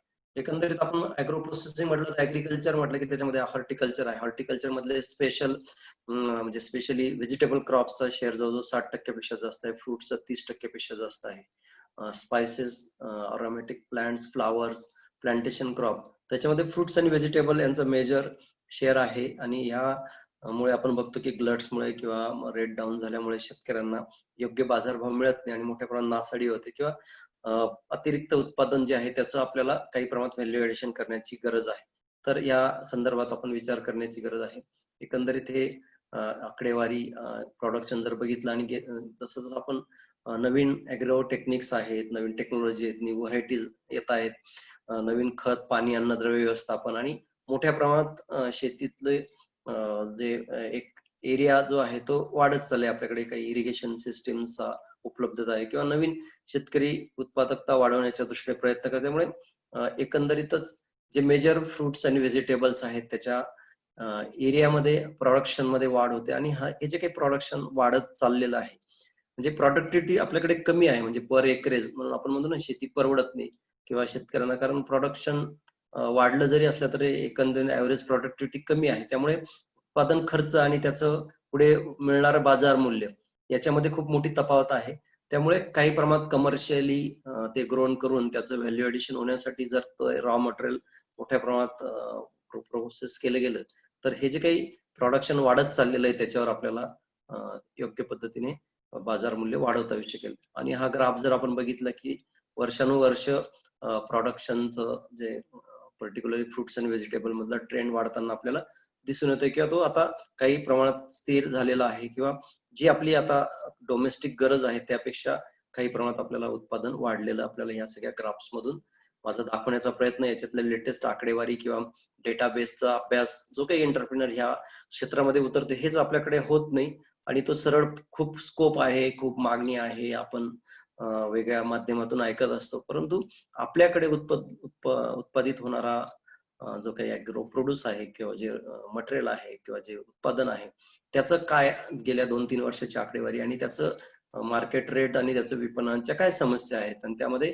कुठं गॅप आहे आणि त्याला कसं आपल्याला डायव्हर्ट करता येऊ शकेल हे आपल्याला अभ्यास करण्याची गरज आहे त्यासाठी. आणि त्याचं एक्सपोर्ट मधला शेअर, लोकल मार्केटचा शेअर, डोमेस्टिकचा शेअर किती आहे यानुसार आपल्याला कसं व्हॅल्यू ऍडिशन करता येईल याचा विचार करण्याची गरज आहे. हॉर्टिकल्चर हा एक मेजर कॉम्पोनंट आहे आणि हॉर्टिकल्चर प्रोड्यूस याला सेल्फ लाईफ कमी आहे, काही दिवसांपासून तर काही आठवड्यापर्यंत आहे. तर त्याचं बाजार मूल्य किंवा त्याचं पोस्ट हार्वेस्ट मॅनेजमेंट कसं आपल्याला वाढवता येईल, म्हणजे इव्हन प्रॉपर ग्रेडिंग, पॅकेजिंग पासून तर स्टोरेज पर्यंत आणि एक्सपोर्ट पर्यंत आणि त्यानंतर त्याचं फर्दर प्रोसेसिंग. फूड ग्रेन्सला आता त्याच्यामध्ये सुद्धा खूप डिमांड आहे. आपल्याकडचे जे फूड हॅबिट्स आहेत लोकल डोमेस्टिक मार्केटलाच खूप काही डिमांड आहे, परंतु आता इतर देशांमध्ये सुद्धा होल ग्रेन्स असतील किंवा स्प्राउट्स असतील किंवा काही आपले लेग्युम्स आहेत, पल्सेस आहेत, ऑइल सीड्स आहेत, तर याची आवड किंवा त्याची मागणी दिवसेंदिवस वाढते. आपलेच काही लोक तिकडे जे गेलेले आहेत त्यांच्या गरजा सुद्धा वाढल्यात आणि कोविडच्या सिच्युएशन नंतर आपल्या जे काही अन्न धान्यांमध्ये जे काही एकंदरीत गुणधर्म आहेत त्यानुसार त्याचा आहारामध्ये समावेश होण्याची प्रक्रिया खूप मोठ्या प्रमाणात वाढलेली आहे. तर हे एकंदरीत आकडेवारी जर बघितलं तर व्हॅल्यू ऍडेड फ्रुट्स आपल्याकडे 2% बाय व्हॉल्यूम त्याचं प्रोसेस व्हॅल्युएशन होतं आणि 10% बाय व्हॅल्यू. तर टोटल 4% फ्रूट प्रोसेसिंग युनिट्स आपल्याकडे 4% पेक्षा कमी आहेत. बरेच जे काही युनिट्स आहेत त्याच्यामध्ये त्याच्यात प्रॉपरली पाहिजे तेवढं जे प्रोडक्शन आहे ते प्रोसेस होत नाही आणि याच्यामधले काही जर बघितले जे काही आपण म्हणतो एक्सपोर्ट एवढा आहे ते, तर त्यातलं जर बघितलं तर 20% हा एक्सपोर्ट त्याच्यातला होतो. काही बाकीचं डिफेन्स किंवा इन्स्टिट्यूशनल सेक्टरमध्ये किंवा डोमेस्टिक कन्झम्पशन मध्ये त्याचा वापरला जातो. त्याच्यामध्ये खूप काही वाढ करण्याची गरज आहे. आपण जर जागतिक आकडेवारी जर बघितली, प्रोसेसिंगची लेवल जर बघितली, तर अमेरिका, फ्रान्स, ब्राझील हे 50% जास्त त्यांच्याकडे प्रोसेस प्रॉडक्ट्स मोठ्या प्रमाणात वापरले जातात. आपल्याकडे टेबल पर्पज किंवा फ्रेश फॉर्मॅटमध्ये मोठ्या प्रमाणात वापरले जातात. आणि एवढं आपण उत्पादन अधिक घेत असतो सुद्धा आपली जी प्रोसेसिंगची जी फ्रुट्स आणि व्हेजिटेबल पर्टिक्युलरली ती 2%च्या आसपास आहे किंवा 2%पेक्षा थोडी जास्त आहे. आणि एकंदरीत ऍग्रो प्रोसेसिंग मध्ये आपण 4 ते 5%पर्यंतच आहोत. तर ही आपल्याला व्हॅल्यू जी आहे, लेवल जी आहे ती वाढवण्याची गरज आहे. त्यासाठी आपल्याकडे बऱ्याच काही गोष्टी उपलब्ध आहेत. त्याचं फक्त आपल्याला काही प्रमाणात योग्य अभ्यास करून आणि त्याचं वाढवता येऊ शकेल. एकंदरीत जे प्रोडक्शन प्रोसेसिंग आपल्याकडे केलं जातं त्याच्यात जे वेगळे सेक्टर्स आहेत, जसं आपण प्रायमरी प्रोसेसिंग, सेकंडरी किंवा टर्शरी प्रोसेसिंग मध्ये, तर पल्प आणि ज्युसेस मध्ये, कारण आपल्याकडे हंगामी फळं भाज्या ज्या आहेत त्यांचं त्या हंगामामध्ये आपण पल्प मध्ये किंवा ज्यूस मध्ये प्रायमरी प्रोसेसिंग करू शकतो. त्यानंतर मग त्याचे बिवरेजेस असतील, पिकल्स असतील, जाम जेलीज असतील किंवा वेगळ्या प्रकारचे बिवरेजेस असतील, ते आपल्याला नंतर प्रोसेस करता येऊ शकते. त्यामुळे आपल्याकडे बेसिक किंवा प्रायमरी प्रोसेसिंग ही जवळजवळ 25-30% किंवा आता 40 ते 45% सुद्धा आपल्याला नेता येण्याचा स्कोप आहे. आणि ते ऍसेप्टिंग मध्ये किंवा बल्क प्रोसेसिंग, पॅकेजिंग मध्ये करून आणि मग सेकंडरी प्रोसेसिंग मध्ये वर्षभर आपल्याला ह्या प्रोसेसिंग युनिट्स राबवता येऊ शकते. या पद्धतीने आपण जर बघितलं तर अनऑर्गनाइज सेक्टरमध्ये 42%, ऑर्गनाइज सेक्टरमध्ये 25% आणि स्मॉल स्केलवर 33%. आता हा जो स्मॉल स्केल आहे याच्यामध्ये दिवसाला 200 किलो पासून तर 5-10 टनापर्यंत आपल्याला प्रोसेसिंगला स्कोप आहे. तर त्यासाठी आपल्याला हे जे काही सगळं स्मॉल स्केल आहे अतिशय अनऑर्गनाइज पद्धतीने काम करताय. छोटे मोठे कॉटेज इंडस्ट्रीज आहेत, त्यांच्याकडे टेक्नॉलॉजी मध्ये गॅप्स आहे, प्रोसेस प्रोटोकॉल मध्ये गॅप आहे. आता जे मार्केटमध्ये कन्झ्युमर्स मध्ये जो अवेअरनेस निर्माण झालेला, हायजीन असेल किंवा त्याचं योग्य पॅकेजिंग असेल, स्टोरेज असेल किंवा त्या प्रॉडक्टची इन्शुअर किंवा शुअरिटी की ते खरोखर आपल्या कन्झम्पशन मध्ये उपयुक्त आहे का नाही, याच्या बाबतीत खूप काही गोष्टी आहेत. त्यामुळे यामध्ये खूप आपल्याला बदल करण्याची गरज आहे. कारण आपल्याकडे मोठे इंडस्ट्रीज किंवा हे जे ते विशिष्ट खर्चाचे जे आहेत त्याच्यामध्ये, तर त्यापेक्षा जे स्मॉल स्केल इंडस्ट्रीज आहेत त्याला प्रमोट करण्यासाठी आणि त्यांनी योग्य टेक्नॉलॉजी अपडेट करण्याची गरज आहे, जेणेकरून त्यांच्या आणि त्याच्यातूनच आपली ग्रोथ होऊ शकते. तर त्याचा विचार करण्याची गरज आहे. Ministry of food processing and industries, आता बरेच गव्हर्नमेंटने गेल्या 3-4 महिन्यामध्ये बरेच निर्णय घेतले. म्हणजे फार्मर प्रोड्युसर ऑर्गनायझेशन पासून तर वेगळ्या प्रकारच्या मार्केटिंगच्या स्ट्रॅटेजी पासून तर पोस्ट हार्वेस्ट मॅनेजमेंट ज्याच्यामध्ये प्रोसेसिंग आहे त्यासाठी छोट्या मोठ्या स्कीम्स असतील किंवा त्याच्यासाठी जे स्टार्टअप असेल, आत्मनिर्भर शब्द आता मोठ्या प्रमाणात वापरला जातो आहे. थोडक्यात शेती किंवा शेतकरी वाचला तरच काही सगळं काही आपली गोष्ट आर्थिक घडी जी ती बसू शकतो, याचंही सरकारला आता काही प्रमाणात जाणीव झालेली आणि त्या दृष्टीने ते प्रयत्न करतात. याचे जे काही नवीन अमेंडमेंट्स आहेत, नवीन नियमावली आलेली, नवीन काही स्कीम्स आलेल्या आहेत, तर ते ministry of food processing and industries याच्या वेबसाईटवर तुम्ही जाऊन ह्या गोष्टी जाणून घेऊ शकतात. त्याच्यामध्ये काही त्यांचे रिपोर्ट्स आहेत गेल्या 2-3 वर्षात, त्याचं डिटेल तुम्हाला सगळ्या टेक्निकल सरकारी किंवा जे काही बाबी आहेत त्याचा काही डेटाबेस आपल्याला मिळेल. जे आता आपण बघितलं याला एवढा एक्सपोर्ट झालेला आहे, एवढं इम्पोर्ट आहे, एवढी डिमांड आहे, तर ह्या वेबसाईटवर तुम्ही जाऊन लेटेस्ट इन्फॉर्मेशन अपडेट करू शकतात. आता व्हॅल्यू ऍडिशन मगाशी सांगितलं की आपण जेव्हा त्याचं सेल्फ लाईफ वाढतो ते करत असताना त्याचा जो नॅचरल फ्लेवर, कलर किंवा न्यूट्रिशनल व्हॅल्यूज हे रिटेन होईल याचा प्रयत्न 100% नाही, परंतु ते वाटायला पाहिजे की हा आंब्याचाच पल्प आहे, हे गावाचाच ज्यूस आहे. तर हे बघणं फार महत्वाचं आहे. आणि व्हॅल्यू ऍडिशन म्हणजे की जे काही एखाद्या फळाचं बाजार मूल्य आहे, समजा पेरू हा 20 रुपये 30 रुपये किलोने समजा बेसिक रेट आहे, परंतु त्याचं जर आपण पल्प बनवला किंवा त्याचा जर स्क्वॅश बनवला तर त्याचं 2 किंवा 3 पटीने त्याचं व्हॅल्युएशन आणि सेल्फ लाईफ हे काही दिवसापासून तर महिन्यापर्यंत आपल्याला वाढवतात येणं गरजेचं आहे. त्यालाच व्हॅल्यू ऍडिशन म्हणून आता प्रोसेसिंगला किंवा पोस्ट हार्वेस्ट मॅनेजमेंट प्रक्रियाला व्हॅल्यू ऍडिशन म्हणजे बाजार मूल्य वाढवणे हा शब्द आता खूप रूढ झालेला आहे. आणि या व्हॅल्यू ऍडिशन मध्ये फार्मर्स, एंटरप्रिनर्स आणि कन्झ्युमर्स हे 3 ट्रायंगल आहेत की हे तिन्ही बेनिफिशरीज आहेत आणि हे तिघच सर्वाइव्ह होणं गरजेचं आहे. बऱ्याच वेळा काय एंटरप्रिनर मॅक्झिमम याच्यामध्ये आपल्याला प्रॉफिट कसा मिळेल किंवा बिझनेस मिळेल आणि खूप आपण मोठी आर्थिक उलाढाल याच्यामध्ये किंवा कमाई करू शकू. उलाढाल तर व्हायला पाहिजे, परंतु कमाई करू शकू असं जेव्हा तो विचार करतो त्यावेळेस बऱ्याच वेळा शेतकरी जो आहे त्याच्याकडे त्याचं दुर्लक्ष होतं. त्याला योग्य त्याच्या रॉ मटेरियलला बाजारभाव किंवा त्याच्याकडून उत्पादित करून घेणं गरजेचं आहे. त्याला टेक्नॉलॉजिकल बॅकअप देण्याची गरज आहे. त्याच्याकडून आपल्याला जो रॉ मटेरियल पाहिजे ते उत्पादित करून घेणं पाहिजे. त्यासाठी त्यांना योग्य व्हरायटी असतील, त्याला त्याच्यातलं काय आता आपण जर रेसिड्यू मॉनिटरिंग हा जो विषय आहे तो सुद्धा त्यांच्याकडून करून घेणं गरजेचं आहे. त्यानंतर तिसरा जो अँगल आहे तो आहे कंझ्युमर. शेवटी कंझ्युमरची गरज काय, त्याची डिमांड काय आहे, त्याला काय आवडतं, त्याला कशा फॉर्मॅटमध्ये आवडतं याचा विचार करण्याची गरज आहे. तर याच्यात सगळ्यांचाच फायदा आहे. सगळ्यांना ह्या गोष्टी घेऊन आपल्याला जर गेलं तर हे प्रोसेसिंग मध्ये आपण चांगल्या प्रकारे काम करू शकतो. त्याच्यामध्ये प्रायमरी, सेकंडरी आणि टर्शरी जे मी मगाशी बोललो की त्याच्यामध्ये प्रायमरीली आपण साधं क्लिनिंग, ग्रेडिंग, सॉर्टिंग आणि त्याचं व्यवस्थित पॅकेजिंग करणं म्हणजे साधा आता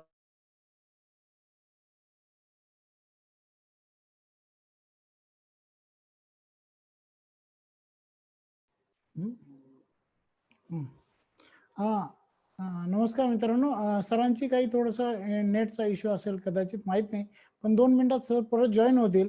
मीन टाइम मी फक्त एक थोडी ओळख कार्यक्रमाची करून देतो. हा जो कार्यक्रम आहे 3 आठवड्याचा, त्याच्यामध्ये आपण काय काय घेणार आहोत. मुख्य म्हणजे सगळे जे काही फ्रुट्स आहेत, व्हेजिटेबल आहे, त्याच्यानंतर जे सिरियल्स आहेत, फूड ग्रेन्स आहेत, त्याच्यानंतर बेकरी आयटम्स आहेत, डेअरी प्रोडक्ट्स आहेत. या सगळ्या गोष्टीचं पूर्ण प्रोसेसिंग आपण कशा पद्धतीने करू शकतो, त्याला काय काय टेक्नॉलॉजी अवेलेबल आहेत या संदर्भात आणि त्याचे टेक्निकल डिटेल्स काय आहेत ते सगळे आपण घेणार आहोत. यासाठी CFTRI, central food technological research institute Mysore, याचे मुख्य प्रतिनिधी आपल्याला गायडन्स करणार आहे. त्याचबरोबर जसं आपले राजपूत सर आता गाईड करतायत, राजपूत सर आपल्याला याच्यातले एक 5-6 दिवसाचं गायडन्स त्यांचं राहील. सगळ्या पूर्ण प्रोसेस नाऊ, टेक्निकल थिंग्स ते आपल्याशी डिस्कस करणार आहे. त्याच्यानंतर कृषी विज्ञान केंद्रामध्येच आमच्या एक मॅडम आहे अर्चना देशमुख, त्या तुम्हाला फूड ग्रेन्स आणि मिलेट्स याच्याबद्दल जरा त्याचे म्हणजे सोयाबीन आहे, सोयाबीनचे वेगवेगळे पदार्थ कसे तयार करता येतील त्याच्यावर सांगतील. त्याच्यानंतर स्पायसेस, न्यू ट्रेंड्स जे आहे स्पायसेस मॅन्युफॅक्चरिंगच्या, त्याच्याबाबत आमचे मदन डोनारे तुम्हाला गाईड करतील.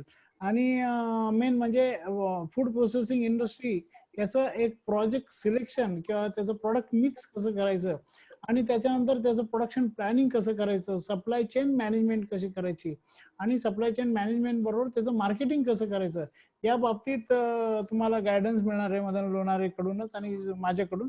आणि समाधान हिरे म्हणून आहेत आमचे. Samadhan Hire basically is production manager of Ashoka food processing डिव्हिजनचे, तर ते आपल्याला गायडन्स करतील. आणि याशिवाय तुम्हाला मित्रांनो, जसं मी सांगितलं आपल्याला हा जो काही एक आमच्या मॅडम आहेत श्रुतिका देव, या औरंगाबादवरून आपल्याला जॉईन करतील. त्या MIT school of food technology त्याच्यात त्या कार्यरत आहेत. तर असे हे सगळे लोक आपल्याला गाईड करणार आहेत. माझ्यामध्ये राजपूत सर परत दिसत आहेत, तर हो राजपूत ते सर प्लीज इंटरनेट हा कट झालं होतं. Please yes please continue, please continue. त्याच्यामुळे ते डिस्कनेक्ट झालं होतं. तर अशा पद्धतीने सेकंडरी प्रोसेसिंग मध्ये आपण जो काही सीजनल प्रायमरी प्रोसेसिंग केलेलं पल्प असेल, ज्यूस असेल, त्याच्यापासून RTS, squash, syrup, jam, jelly, dehydration of whole fruits, fruit candies, preserve आणि कॅनिंग हे आपण त्याच्यामध्ये करू शकतो. टर्शरी प्रोसेसिंग मध्ये juice concentrate, juice powder, wines आणि कन्फेक्शनरी आयटम. आता याच्यामध्ये अजून काही गोष्टी वाढल्या, जसं फ्रोझन फ्रुट्स आहेत, IQF आहे, ते सुद्धा आपल्याला करता येतं. वेगळ्या प्रकारच्या रेसिपीज म्हणजे भाजण्या जे सिरियल्स, पल्सेस मध्ये ते करता येऊ शकतो. वेगवेगळे हेल्थ ड्रिंक्स याच्यामध्ये आपण करू शकतो. मिल्क प्रॉडक्ट्स याच्यामध्ये आहेत. वेगळ्या प्रकारचे बेकरी आयटम्स आहेत. तर N number of value addition किंवा प्रोसेसिंगच्या संधी आपल्याला याच्यामधून उपलब्ध होऊ शकतात. तर व्हॅल्यू ऍडिशन किंवा प्रोसेसिंग आपण प्रॉपर स्टेजला हार्वेस्टिंग करणं, त्यापासून सुरुवात होते. क्लीन, ग्रेडिंग, पॅकेजिंग, त्याचं प्रोसेसिंग फ्रुट्स आणि सेल्फ लाईफ वाढवणं हे सुद्धा. आणि त्यानंतर जे काही ह्या सगळ्या प्रोसेसिंग इंडस्ट्री मधून जे वेस्ट मिळतं त्याचं सुद्धा व्हॅल्यू ऍडिशन, वेगळ्या प्रकारचे कलर्स असतील, इसेन्स असतील, पावडर्स असतील, फेस पॅक्स असतील आणि नाही काहीतरी कंपोस्ट असेल किंवा काही ऑइल सुद्धा आपल्याला एक्स्ट्रॅक्ट करता येऊ शकतं. तर ह्या सगळ्या एन नंबर ऑफ पुढे आपल्याला अलाइड प्रोसेसिंग सुद्धा आहेत. तर याच्यात सुद्धा आपण काम करू शकतो. असं काही नाही की फक्त पल्प करायला पाहिजे. बऱ्याच जणांना असं प्रोसेसिंग म्हटलं की आता आम्हाला जे फोन येतात की नाही आम्हाला टोमॅटो केचप सुरू करायचंय, मँगो पल्प सुरू करायचंय. तर काही नाही तुम्ही प्रॉपर ग्रेडिंग असेल, क्लिनिंग असेल, त्या ह्या मध्ये सुद्धा काम करू शकता. प्री कुलिंग किंवा कोल्ड स्टोरेजचं सुद्धा आपल्याकडे खूप गॅप आहे. आजही आपल्याला प्रॉपर शेतकऱ्यांना कोल्ड स्टोरेजेस उपलब्ध होत नाही. रायपनिंग हा एक आता नवीन अपॉर्च्युनिटी याच्यामध्ये नवीन आता म्हणता येणार नाही. पूर्वी जे काही व्यापारी आहेत किंवा जे रिटेलर्स आहेत मोठ्या प्रमाणात केमिकलचा वापर करून फळ भाज्या पिकवत होते, तर ते आता आपल्याला इथिलीन चेंबर्स मध्ये तर त्याची सुद्धा युनिटची गरज आहे. स्टोरेज मध्ये सुद्धा जे मी मगाशी सांगितलं कोल्ड स्टोरेजेसची खूप मोठ्या प्रमाणात गरज आहे. ट्रान्सपोर्टेशन आपल्याकडे आता रस्ते खूप छान झालेत, गाड्या भरपूर आहेत, स्पीड वाढलेला आहे, परंतु जे आपल्याकडे प्रोसेस प्रॉडक्ट्स असतील किंवा फ्रेश कमोडिटी असेल किंवा ऍग्रो प्रोड्यूस असेल त्याला योग्य ट्रान्सपोर्टेशन फॅसिलिटीज किंवा तशा प्रकारच्या फॅसिलिटीज प्रोव्हाइड करणाऱ्या एजन्सीज खूप कमी प्रमाणात आहे. तुम्ही काही गोष्ट इतर फिजिकली पाठवू शकतात, परंतु प्रॉपर हायजीनने किंवा योग्य टेम्परेचर ह्युमिडिटी मेंटेन करून ट्रान्सपोर्टेशन ज्याला रेफर सिस्टीम आहे किंवा कूल चेन मेंटेन तर त्याच्यामध्ये सुद्धा आपण काम करू शकतात. त्याच्यातही अजून कॉस्ट सेव्हिंग काही आपल्याला देता येईल का शेतकऱ्यांना, प्रोड्युसर्सना किंवा एंटरप्रिनर्सला त्याच्यामध्ये काम करता येईल. मार्केट डिस्ट्रीब्युशन म्हणजे असं काही नाही की व्हॅल्यू एडिशन किंवा प्रोसेसिंग मध्ये प्रत्येकाने फक्त प्रोड्युसर किंवा प्रक्रिया उद्योगच टाकायला पाहिजे असं काही नाही. जे काही प्रोसेसिंग युनिट्स आहेत त्यांना ते जे काही प्रॉडक्ट आहे त्याचं प्रॉपर मार्केट डिस्ट्रीब्युशन करण्याची जी एक सिस्टीम आहे, जे काही आता ग्राहकांपर्यंत योग्य पद्धतीने पोहोचण्यासाठी त्याच्यातही आपण काम करू शकतो. आता आर्टिफिशियल इंटेलिजन्स आहे, प्रॉपर नेटवर्क आहे, त्याच्यातही काम करण्याची गरज आहे. तर ह्या जनरली आपल्याकडचा प्रोटोकॉल आहे, उत्पादन झालेला माल कंझ्युमर पर्यंत वेगळ्या ह्या याच्यामधून जातो, तर त्याच्यात काम करण्याची गरज आहे.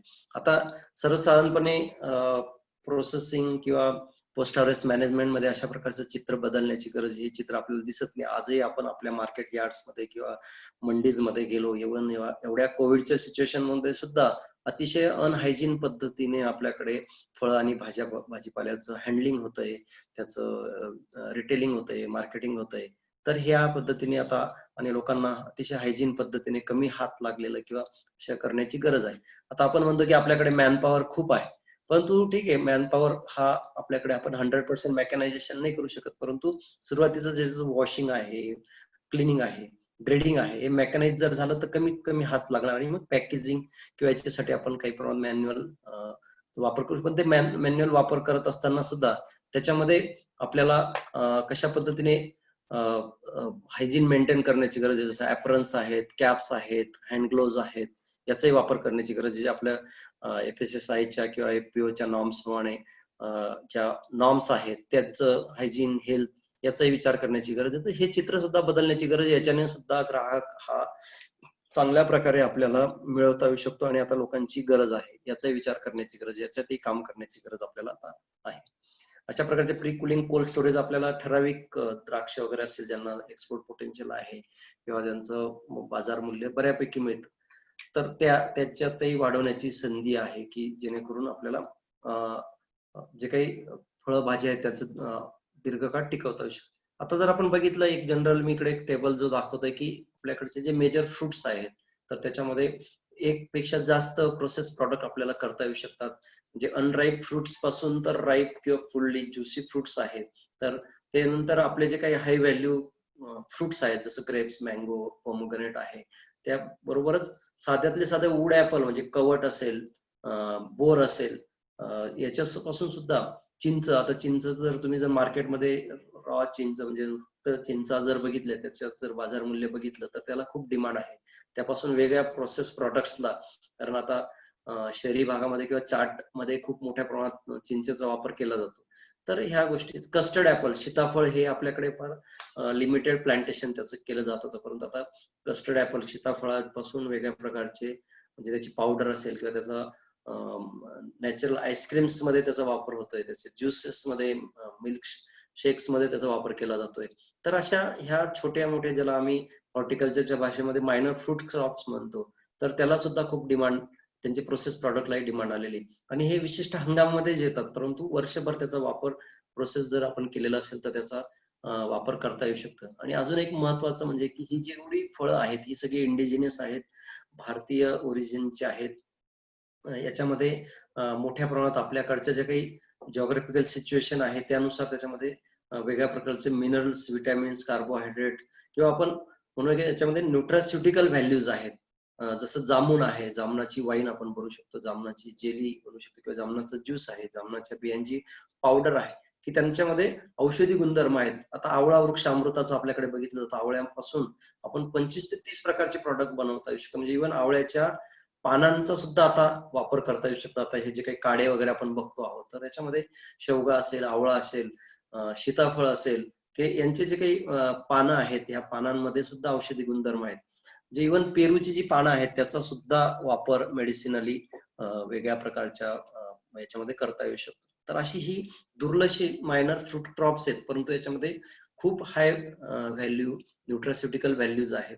आणि आपण बघतो की ग्रामीण भागामध्ये पूर्वी ही फळं हंगामामध्ये सहज उपलब्ध होती आणि ते आपण खात होतो आणि त्यामुळे वेगळ्या प्रकारच्या शारीरिक ज्या विकृती होत्या किंवा शारीरिक ज्या गरजा होत्या ज्या भागवल्या जात होत्या, त्यामुळे कोणत्याही प्रकारचे आजार आहेत ते कमी प्रमाणात दिसत होते. परंतु आता याचं प्रमाण कन्झम्पशन कमी झालं, तर ते या पद्धतीने व्हॅल्यू ऍडिशन करून प्रोसेसिंग करून हे जास्तीत जास्त ग्राहकापर्यंत आपल्याचकडे नाही तर जागतिक स्तरावर सुद्धा आपल्याला हे पाठवता येण्याची संधी आहे, याची संधी शोधण्याची गरज आहे.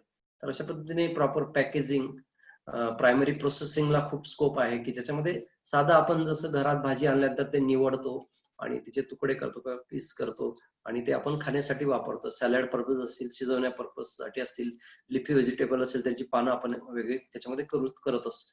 तर त्याच्यामध्ये मिनिमल प्रोसेसिंग याच्यापासून आपण छोट्या प्रमाणात सुरुवात करू शकतो. आणि कोविडच्या माध्यमातून किंवा मगाशी आता चांडक सरांनी आमचं रोटरीचा ऑर्गॅनिक बाजारमध्ये आम्हाला काही असं फीडबॅक आला की आम्हाला निवडलेल्या भाज्या मिळतील का, त्याही अतिशय व्यवस्थित हायजीन पद्धतीने. तर त्याला सुद्धा आता स्कोप आहे. त्याला मिनिमल प्रोसेसिंग आपण त्याला म्हणतो, की त्याच्यामध्ये ती फळं भाज्या जसं आपण किचन मध्ये आणल्यानंतर त्याचं वरचं पील काढतो, त्याचे तुकडे करतो, त्याच्यातला नॉन इडिबल पार्ट जसं बिया असतील, काही गर असेल, तो बाजूला काढतो आणि त्याचे विशिष्ट आकारामध्ये तुकडे करतो.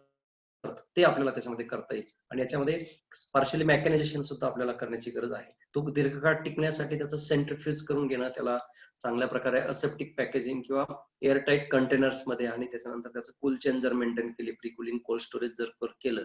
आणि आज आपण बघतोय की छोटे मोठे किराणा ग्रॉसरी शॉप्स मध्ये फ्रीजिंग सिस्टीम आहे किंवा कूल चेन मेंटेन करता येते. आणि ते ग्राहक जे आहेत किराणा मालाबरोबरच किंवा मोठमोठ्या आता आपण मुंबई सारख्या शहरामध्ये किंवा दिल्लीमध्ये आपण मेट्रोजने लोक प्रवास करतात, संध्याकाळी कामावरून येता येता जसं आपण छोट्या शहरांमध्ये किंवा गावांमध्ये भाजी मार्केटमध्ये जाऊन पिशवीमध्ये भाजी आणतो, तशी कंटेनर्स त्या मेट्रो स्टेशनच्या बाहेर किंवा त्या मेट्रो स्टेशन्सवर किंवा त्यांच्या जाताना कॉलनीज मध्ये, खाली शॉपिंग मॉल्स मध्ये हे जर उपलब्ध झालं तर कट झालेला पीस झालेले जे काही भाज्या असतील किंवा सॅलड्स असतील त्यांनी घरी नेल्यानंतर नेक्स्ट काही आवर्स मध्ये किंवा मिनिटामध्ये ते भाज्या खाण्यासाठी वापरू शकतात. त्याच्यामुळे त्यांचा जो काही वेळ वाचतो. आणि अजून एक महत्वाचा फायदा की हे जे काही गार्बेज सगळं शहरी भागामध्ये जातं त्यामुळे जे काही पर्यावरणाच्या समस्या निर्माण होतात त्या सुद्धा कमी करता येतील. आणि हे जे काही गार्बेज शिल्लक राहते त्याचं गाव पातळीवर किंवा शहराच्या बाहेरच व्हॅल्यू ऍडिशन याच्यामध्ये आपल्याला करता येऊ शकते. तर इथं जर आपण बघितलं तर सगळ्या प्रकारचे fruit vegetable, Wayanad vegetables, leafy vegetables, salad vegetables and fruits यांचे विशिष्ट आकाराचे जे कंझ्युमर ऍक्सेप्टन्स आहे किंवा जे वापरला जातो, आपल्याला माहिती आहे की प्रत्येक फळाची आपण विशिष्ट पद्धतीने तुकडे करतो. तर अशा पद्धतीने तुकडे करून ते योग्य पद्धतीने पॅकेजिंग. आता ही पहिली जी स्लाइड याच्यामध्ये आपल्याला दिसतंय की ही आपली एक पारंपरिक पद्धती, पॉलिथिन पिशवी घ्यायची, त्याच्यामध्ये ते भरायचे आणि ते पॅक करायचे. त्यामुळे हे योग्य पद्धतीने ते ऍक्सेप्ट होत नव्हते कंझ्युमर्सला, किंवा आता मॅन्युअली कटिंग केल्यानंतर तिकडे हात लागतात किंवा आपल्याकडे अनहायजीन पद्धतीने त्याचं हँडलिंग होतं.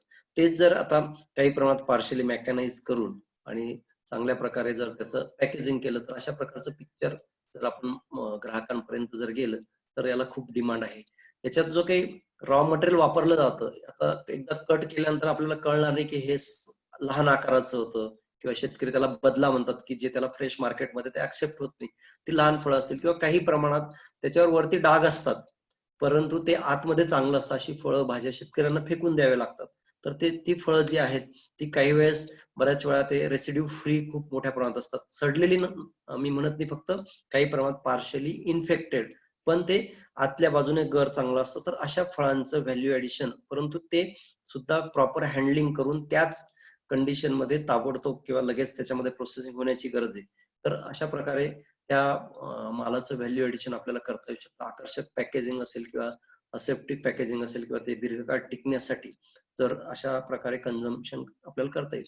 आणि समजा याच्यातून काही एक्सेस शिल्लक राहिलं तर याचं डिहायड्रेशन सुद्धा करून अजून त्याचं पुढचं अजून 4-6 महिने सेल्फ लाईफ आपल्याला वाढवता येऊ शकतं. तर या प्रक्रियेमध्ये सर्वसाधारणपणे सायंटिस्ट किंवा सायंटिफिकली ज्या काही मेथड्स आहेत, पहिले म्हणजे आपली जी पारंपरिक पद्धत आहे की तेव्हा टेम्परेचरचा वापर करणे, म्हणजे फिजिकल मेथड्स मध्ये low high temperature thermal processing आपण करतो, त्याच्यामध्ये blanching, pasteurisation, sterilisation, aseptic packaging. Dehydration मध्ये आता पूर्वी ही आपली पारंपरिक पद्धत होती की आपल्याकडे रानभाज्या असतील किंवा पालेभाज्या असतील किंवा काही इव्हन आंबाडी असेल किंवा हरभरा असेल, याच्या भाज्या आपण वाळवलेल्या असायच्या, त्या साठवलेल्या असायच्या. आणि अशा ऑफ सीझन मध्ये किंवा पावसाळी हंगामामध्ये जेव्हा त्याचं उपलब्धता नव्हती किंवा अशा आता आपण बघतोय कोविड सिच्युएशन मध्ये अशा डिहायड्रेटेड व्हेजिटेबल्स आपल्याकडे जर साठवणूक असेल तर ते सहज वापरता येऊ शकेल. याच्यात आता टेक्नॉलॉजी आली. पूर्वी पारंपरिक पद्धतीने पार्शली शेड्स मध्ये ते हे केल्या जायच्या, परंतु आता आपल्याला डिहायड्रेशन सोलर पद्धतीने, फ्रीज पद्धतीने, म्हणजे लो टेम्परेचरला आणि कॅबिनेट ड्रायर या पद्धतीने आपल्याला आता हे डिहायड्रेशन करता येतं.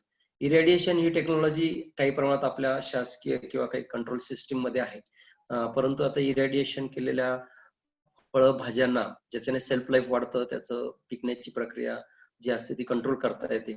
तर अमेरिकेला वगैरे आपले जर आंबे पाहिजे असतील तर ते इरेडिएट केलेलेच त्यांना ते ऍक्सेप्ट करतात.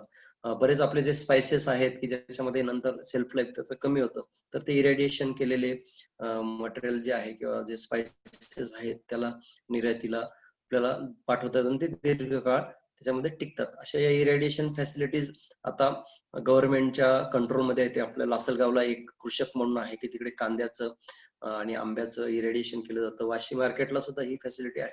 तर याच्यातही गव्हर्नमेंट नवीन नियम आणून काही प्रमाणात प्रायव्हेटायझेशन करण्याचा विचार करते. तर असे छोटे मोठे युनिट इरेडिएशनचे आपल्याला उभारण्याची गरज आहे. कार्बोनेशन मध्ये ही पण प्रक्रिया जी आहे की त्याच्यामध्ये आपल्याला माहिती की ऑक्सिजनच्या संपर्कात आल्यामुळे मायक्रो ऑर्गॅनिझमची ग्रोथ होते आणि जे काही फळभाज्या आहेत किंवा त्याचं प्रोसेस प्रॉडक्ट खराब होतं, तर कार्बोनेशनचा वापर केला जातो की ज्याच्यामध्ये कार्बन वापरला जातो. इव्हॅपोरेशन आणि कॉन्सन्ट्रेट हे जे काही फळ आणि भाज्यामध्ये पाणी असतं त्याच्यामुळे जे खराब होतात, तर ते आपल्याला इव्हॅपोरेशन करून किंवा कॉन्सन्ट्रेशन किंवा ते आटवून किंवा ते त्याचं घट्टपणा आणून आपल्याला ते टिकवता येऊ शकतं. असे हे टेम्परेचरचा वापर करून किंवा फिजिकल मेथड्स आपण प्रोसेसिंग करू शकतो. केमिकल मध्ये ब्राईन सोल्युशन, मिठाचं द्रावण वापरून त्याच्यामध्ये जे काही रॉ व्हेजिटेबल्स आहेत किंवा फ्रुट्स आहेत ते आपल्याला दीर्घकाळ टिकवता येऊ शकतात किंवा ते आपल्याला नंतर त्याचं व्हॅल्यू ऍडिशन करण्यासाठी वापर करतात. साखरेचा मोठ्या प्रमाणात वापर आपण जे काही बिव्हरेजेस बघितलं, जाम, जेली असतील, त्याच्यामध्ये साखर याचा वापर करून ऍसिड्स वेगळे जे आहेत किंवा काही प्रिझर्वेटिव्ह जे काही परमिटेबल ग्रेडचे आहेत, जसं पोटॅशियम मेटाबायसल्फेट आहे, सोडियम बेन्झोएट आहे, स्कॉर्बिक ऍसिड आहे, तर या सेफ आणि योग्य सायंटिफिकली प्रूव्ह झालेल्या टेक्नॉलॉजीचा वापर करून या प्रिझर्वेटिव्हचा वापर करून सुद्धा आपल्याला प्रोसेसिंग करता येऊ शकतं. फर्मेंटेशन ही प्रोसेसने आपल्याला वाईन्स आहेत किंवा असं आपल्या मराठीमध्ये जे बनवलं जातं की जे आपल्याकडे हेल्थ ड्रिंक्स म्हणून आपल्याला प्रमोट करता येईल, जे जगभरामध्ये द्राक्षाची वाईन ही मोठ्या प्रमाणात ऍक्सेप्ट झालेली आहे आणि ती विशिष्ट वर्ग त्याला वापरतो. पण ऍज अ मेडिसिन म्हणून आपल्याकडे जांभळाची वाईन असेल किंवा वेगळ्या फळांची वाईन आहे, ऍज अ असं म्हणून किंवा मेडिसिन, त्याच्यामध्ये जर आपण वेगळ्या प्रकारच्या हर्बल्स इनकॉर्पोरेट जर केले तर ते आपल्याला त्याचा वापर करता येतील. थर्मल प्रोसेसिंग मध्ये blanching, steaming, pasteurisation, Canning, bottling, aseptic packaging, वेगळे पल्प्स असतील, फळांचे तुकडे आहेत आणि फळ आहेत. ड्रायिंग डिहायड्रेशन, जे वाळवणे, सुकवणे, ऑस्मॅटिक डिहायड्रेशन करून आपल्या वेगवेगळे फळं जी आहेत त्याचं सुद्धा व्हॅल्यू एडिशन आपल्याला वाढवता येऊ शकतं. फळं आणि भाज्यांचं फ्रीजन किंवा IQF टेक्नॉलॉजीचा वापर करून फ्रोझन फ्रुट्स, व्हेजिटेबल, फळांचे तुकडे हे आपल्याला दीर्घकाळ टिकवता येऊ शकतील. याची ही आता टेक्नॉलॉजी खूप प्रमोट होते, कारण याच्यामध्ये कोणत्याही प्रकारचा प्रिझर्वेटिव्हचा वापर करण्याची गरज आहे. फक्त याच्यामध्ये एनर्जीचा वापर मोठ्या प्रमाणात केला जातो. फ्रीजिंग करण्यासाठी -18 डिग्री सेल्सिअस टेम्परेचरला IQF मध्ये ही वापरलं जातं. आणि एन नंबर ऑफ फ्रुट्स आणि व्हेजिटेबल्स आपण हे करू शकतो. मिक्स व्हेजिटेबल्स करू शकतो, मिक्स सॅलड्स त्याच्यापासून रेडी टू यूज प्रॉडक्ट्स आपण तयार करू शकतो. आणि याच्यात सगळ्यात महत्वाचा फायदा असा आहे की त्याचं जे काही नॅचरल फ्लेवर कलर आहे तो आपल्याला रिटेन करता येतो. इव्हन काही जे बेरीज फ्रुट्स आहेत त्याच्यामध्ये त्याचं जे नॅचरल, जसं स्ट्रॉबेरी असेल, गुजबेरी असेल, तर हे जसेच्या तसे कंझ्युमरला ऍक्सेप्टेबल फॉर्म मध्ये आपल्याला देता येऊ शकतात. आणि हे दीर्घकाळ आपल्याला टिकवता येतं. इव्हन एक्सपोर्टला ह्या प्रकारच्या प्रॉडक्ट्सला खूप डिमांड आता वाढत चालली आहे. पर्टिक्युलरली आपले जे इंडिजिनियस फ्रुट्स आहेत त्यांना फ्रोझन किंवा IQF करून आपल्याला पाठवण्याची किंवा प्रक्रिया करण्याची संधी आहे. पिकल्स मध्ये तर आपण जगभरामध्ये पूर्वीपासून आपली पारंपरिक पद्धत आहे तेलाचा, मसाल्याचा, आणि सगळ्या प्रकारची जी फळं आहेत आपल्याकडे फक्त कैरीचं लोणचं आपल्याकडे मोठ्या प्रमाणात ऍक्सेप्ट होतं, परंतु लिंबाचं असेल, आवळ्याचं असेल, इव्हन काही भाज्यांचं आणि किंवा एकत्रित मिक्स पिकल्सला सुद्धा डिमांड आहे. याच्यामध्ये वेगळ्या आवडी निवडीनुसार मसालेदार तेलाचा वापर करून, मसाल्याचा वापर करून, गोड आम अशा लोणच्यांना सुद्धा आपल्याला व्हेरिएशन करत. त्यानंतर जे कॅन्डी किंवा ज्याला आपण ऑस्मॅटिक डिहायड्रेशन, तर आपला आवळा कॅन्डी हाच विषय जास्त माहिती आहे, परंतु बोराची कॅन्डी होऊ शकते, पपईची टुटी फ्रुटी होऊ शकते, पायनॅपल, गाजर, कॅरेट्स, इव्हन करवंद, नंतर भोपळा किंवा कोहळा, कॅरट, याचा सगळ्यांपासून आपण ह्या कॅन्डिड प्रॉडक्ट्स जे आहेत कॉस्मेटिक डिहायड्रेशन करू शकतो. बिव्हरेजेस की ज्याच्यामध्ये जो काही पल्प आहे, ज्यूस आहे फळांचा, त्या हंगामध्ये काढल्यानंतर वर्षभर किंवा 6 महिने पुढील आपण वेगळ्या प्रकारचे रेडी टू सर्व ज्युसेस असतील, नेक्टर्स असतील, स्क्वॅश असतील, सिरप असतील, कॉर्डियल आणि कार्बोनेटेड बिव्हरेजेस, जे की आजकाल आता नवीन जनरेशनला हेल्थ ड्रिंक्सची सवय आहे, ते आपल्याला वापरता येऊ, ते प्रोसेस करता येऊ शकतात. इव्हन फ्रुट्स बरोबर व्हेजिटेबल्सचे सुद्धा आपल्याला प्रोसेस प्रॉडक्ट किंवा ज्युसेस जे आहेत ते तयार करता येऊ शकतात. त्याला सुद्धा आता डिमांड वाढत चाललेली आहे. याच्यामध्ये सुद्धा आता नवीन नवीन टेक्नॉलॉजी, कोल्ड प्रेस मेथड आहे किंवा चांगल्या प्रकारे असेप्टिक पद्धतीने किंवा त्याच्यामधले काही लॉसेस, विटॅमिन्स वगैरे होणार नाही याची टेक्नॉलॉजीचा वापर करून हे आता फ्लड करण्याची गरज आहे. हे सगळं करत असताना वेगळ्या ऑथॉरिटीज आहेत त्या सुद्धा जाणून, बऱ्याच वेळा हे आपण आधी विचार करत नाही की त्याला FSSAI काय आहे, त्याच्यामध्ये काय रेग्युलेशन्स आहेत त्याचाही अभ्यास करायला पाहिजे. की आपलं साईट सिलेक्शन पासून तर तुमचं स्टोरेज पर्यंत त्याच्यामध्ये ज्या काही रेग्युलेशन्स सांगितल्या त्या आपल्या युनिटमध्ये असणं गरजेचं आहे. ॲगमार्क आहे, ब्युरो ऑफ इंडियन स्टँडर्ड आहे, ISO कोडेक्स आहे, ग्लोबल गॅप. आता जे पण फक्त की पोस्ट हार्वेस्ट मॅनेजमेंट मध्ये उत्पादन घेण्यापासून सगळं बघितलं जातं, गुड ऍग्रिकल्चर प्रॅक्टिसेस, आणि युरोपियन कंट्रीजला जर एक्सपोर्टला तुम्हाला जायचं असेल तर तुम्हाला हे ग्लोबल गॅप करणं गरजेचं आहे. फील्ड लेवल पासून, म्हणजे जे काही तुमचे रॉ मटेरियल उत्पादक शेतकरी आहेत त्यांच्यापासून आपल्याला करावं लागेल. SCCP, सॅनिटरी फायटो सॅनिटरी ज्या काही रेग्युलेशन्स लोकल आपल्या बॉडीज असतात, प्रत्येक ग्रामपंचायत किंवा महापालिका असेल तर त्यांच्या जे काही हेल्थ डिपार्टमेंट आहे त्यांच्या काही रूल्स असतात ते आपल्याला सांभाळलं पाहिजे. गुड लॅबोरेटरी प्रॅक्टिसेस, ज्याच्यामध्ये सगळ्या अनालिटिकल फॅसिलिटीज आपल्याकडे पाहिजे, मायक्रोवेल लोड पासून तर त्याचा acid sugar ratio. Good management practices ही सगळ्यात की आहे की तुमचं मॅनेजमेंट कसं आहे त्यावर सगळं काही अवलंबून आहे, तर याचा सगळा विचार केला गेला पाहिजे. या व्यतिरिक्त तुमच्या लोकल परमिशन्स असतील, जमिनीचे काही कायदे असतील त्यानुसार NA प्लॉट किंवा तिथं पोल्युशन कंट्रोल बोर्ड किंवा लोकल काही परमिशन्स असतील याचाही विचार करण्याची गरज आहे. त्याचाही अभ्यास आपण सुरुवातीला केला पाहिजे. वेगळ्या प्रकारचे आता बिल्स, मी मगाशी सांगितलं मिनिस्ट्री ऑफ फूड प्रोसेसिंगचे काही नवीन बिल्स असतील, काही अमेंडमेंट्स असतील, त्याचाही अभ्यास आपण याला करायला पाहिजे. हे सगळं करत असताना आपण का मागे पडलो याचा विचार करण्याची गरज आहे. त्याच्यामध्ये आपल्याकडे non availability of suitable processing varieties हा सगळ्यात मोठा ड्रॉबॅक किंवा एक कन्स्ट्रेन आपण म्हणूया आपल्याकडे आहे. परंतु आता हे एकदम 100% चेंज व्हायला आपल्याला वेळ लागणार आहे. परंतु आपल्याकडे ज्या काही व्हरायटीज आहेत त्याच्यामध्ये प्रोसेसिंग साठी आवश्यक असणाऱ्या ज्या काही फिजिकल, बायोकेमिकल किंवा काही ज्या आवश्यक बाबी आहेत त्याचा आपण अभ्यास केला. काही प्रमाणात विद्यापीठांनी त्याचं स्क्रीनिंग पण केलेलं आहे. जसं आता या पिक्चर मध्ये पेरूची लाल रंगाची आम्ही त्याला ललित ही व्हरायटी म्हणतो. तर याच्यामध्ये नॅचरल त्याचा फ्लेवर तर आहेच, कलर पण आहे, सीडचं प्रमाण कमी आहे, याचं पल्प पर्सेंटेजही जास्त प्रमाणात आपल्याला मिळतं. तर अशा काही व्हरायटीज आहेत. टोमॅटो मध्ये सुद्धा खूप काही व्हरायटीज आहेत, पुसा, रुबी वगैरे सारख्या. परंतु आता शेतकरी सगळ्या मार्केटमध्ये टेबल पर्पज किंवा खाण्यासाठीच्या व्हरायटीज लावतात आणि त्या व्हरायटी काही प्रमाणात प्रोसेसिंग साठी योग्य नसतात. मग त्यामध्ये आर्टिफिशियल फ्लेवर, कलर टाकावे लागतात आणि मग ते प्रोसेस प्रॉडक्ट जे आहे ते काही प्रमाणात कंझ्युमरसाठी ऍक्सेप्टेबल किंवा त्या फॉर्मॅटमध्ये होत नाही.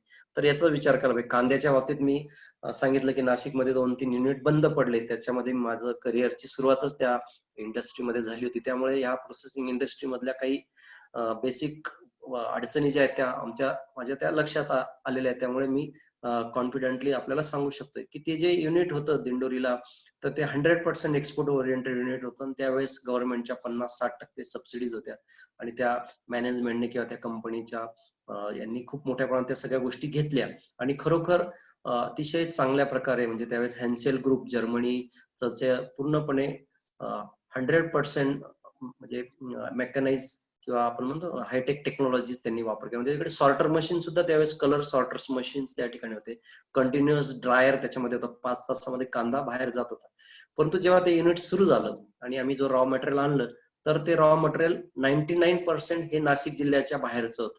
म्हणजे गुजरात मधलं होतं, जळगाव खानदेश पट्ट्यातलं होतं. कारण तिकडे व्हाईट ओनियन प्रोसेस होणार होता आणि नाशिक जिल्ह्यामध्ये रेड ओनियन प्रोसेस होतं. तर ह्या पद्धतीने आणि त्यानंतर तिकडचा जो कांदा आणला तर जामनगर गुजरातचा 30 mm पेक्षा असा मोठा कांदा होता की जे आणि आपल्या खानदेश जळगाव पट्ट्यातला जो होता तो मीडियम साईजचा किंवा त्याच्यामध्ये सुद्धा 20-25% जो होता तो अतिशय स्मॉल. ते जे काही मशीन होतं तर त्याच्यामध्ये त्याच्या टॉपिंग आणि टेलिंग होत होतं. जसं आपण घरी कांदा कापतो तर त्याच्यात तो सगळा अंडर साईज जो कांदा होता त्या मशीन मध्ये तो रिजेक्शन मध्ये किंवा वेस्ट मध्ये जात होता. त्यानंतर त्याचं जे कटिंग होण्यासाठी आपण बघा घरी जरी चपटा कांदा असेल त्याचे तुकडे करा आणि गोल आणि मध्यम गोलचा असेल तर त्याचं किती जरी आपण बघितलं तर त्याचे जे काही तुकडे असतील ते व्हेरिएशन त्याच्यामध्ये दिसेल. परंतु जे एक्सपोर्ट त्यांच्याकडे ऑर्डर्स होतात त्याच्यामध्ये साईजचं सुद्धा स्पेसिफिकेशन दिले होतं. म्हणजे जर क्यूब्स असतील तर ते किती च्या पाहिजे, फ्लेक्स असतील तर किती लांबीच्या पाहिजे, रिंग्स असतील तर किती पाहिजे. तर या पद्धतीने ते फायनल प्रॉडक्ट रिकव्हरी त्याच्यामध्ये मिळत नव्हती आणि अशा कारणास्तव त्या इंडस्ट्री बंद पडल्या आणि इतर तर अडचणी आपल्याकडे आहे. जे काही मॅन पॉवरचा वापर होता तर त्याच्यामध्ये ते हायजीन मेंटेन करत नव्हते. आपल्याकडे खूप काही गोष्टी आता कोविडमध्ये गव्हर्नमेंट एवढं ओरडून सांगतंय किंवा आता लक्षात येतंय की ते पाळलं नाही तर आपण सुद्धा त्याच्यामध्ये आपल्यापर्यंत कोरोना येऊ शकतो. तरी सुद्धा ते बरेच लोक पाळत नाहीयेत. तर तिकडे ते पाळलं जात नव्हतं. त्याच्यामुळे जो मायक्रोबियल लोड होता, समजा आपण एक एक्झाम्पल 1 लाख त्याचा काउंट पाहिजे तर तो 5-5, 10-10 लाखापर्यंत जात होता आणि मोठ्या प्रमाणात ते मटेरियल रिजेक्ट झालं. तर ह्या पद्धतीने म्हणजे सुटेबल व्हरायटी नसल्यामुळे आणि पुढे प्रॉपर प्रोसेस प्रोटोकॉल पाळला जात नसल्यामुळे आपल्याकडे त्याच्यामध्ये खूप मोठ्या प्रमाणात काम करण्याची गरज पाहिजे. त्यांना कोणाला ह्या सेक्टरमध्ये उतरायचं असेल तर शेतकऱ्यांना त्या प्रकारच्या व्हरायटीज आपल्याला अवेलेबल करून देता येईल किंवा त्यांच्याकडे असलेल्या व्हरायटी कोणत्या स्टेजला. आता टोमॅटो मध्ये मी ऑब्झर्व केलं की जे फाईन. हॅलो, लवकर फक्त थोडस करा. येस येस, आता आपण शेवटचं स्लाइड आहे. Proper lack of infrastructure. आता आपल्याकडे टेक्नॉलॉजी किंवा इन्फ्रास्ट्रक्चर साठी गव्हर्नमेंट पासून तर सगळ्या सेक्टरमध्ये अवेलेबिलिटी आहे. आपल्याकडे जे काही युनिट्स आहेत ते पूर्ण कॅपॅसिटीने वापरले जात नाही आणि आपल्याकडे जे काही रॉ मटेरियल मध्येच कन्सिस्टन्सी नसल्यामुळे प्रॉडक्ट मध्ये कन्सिस्टन्सी नाहीये. तर हे सगळे प्रॉब्लेम जे आहेत. नंतर जसं आता एंटरप्रिनर्स मध्ये आता खूप अवेअरनेस निर्माण झाले तरी सुद्धा अजूनही बराच अवेअरनेस वाढण्याची गरज आहे. त्या पद्धतीने विचार करण्याची. फक्त गव्हर्नमेंटच्या सबसिडीज आहेत, स्कीम्स आहेत म्हणून एंटरप्रिनर तयार व्हायची गरज नाही. लेटेस्ट इक्विपमेंट टेक्नॉलॉजीज याचा अभ्यास करण्याची गरज आहे. आपल्याकडचे जे काही वेगळे लॉज आहेत, टॅक्स स्ट्रक्चर आहे, याच्यातही काही अडचणी असतील त्याचाही बदल करण्याची गरज आहे. नंतर आपल्याकडची डोमेस्टिक डिमांड. मल्टीनॅशनल कंपन्या आपल्याकडे फार कुरकुरे चिप्स वगैरे विकायला लागले, परंतु आपण अजून चणे फुटाणे किंवा डाळींपर्यंत तर त्याचाही आपण विचार करायला पाहिजे. आणि डिमांड बेस काही फीडबॅक घेऊन सर्वे करून लोकांना काय पाहिजे त्याप्रमाणे जर आपण काही गोष्टी हे केल्या आणि काही प्रमाणात आपल्याकडे अफोर्डेबिलिटी किंवा लोकांचा अजूनही याच्यामध्ये प्रक्रियेच्या पदार्थामध्ये खाण्याकडे कल कमी प्रमाणात दिसून येतो. तर ह्या सगळ्या गोष्टी आहेत. याचा अभ्यास करून जर आपण ह्या सेक्टरमध्ये उतरलो तर खूप मोठी अपॉर्च्युनिटी आहे.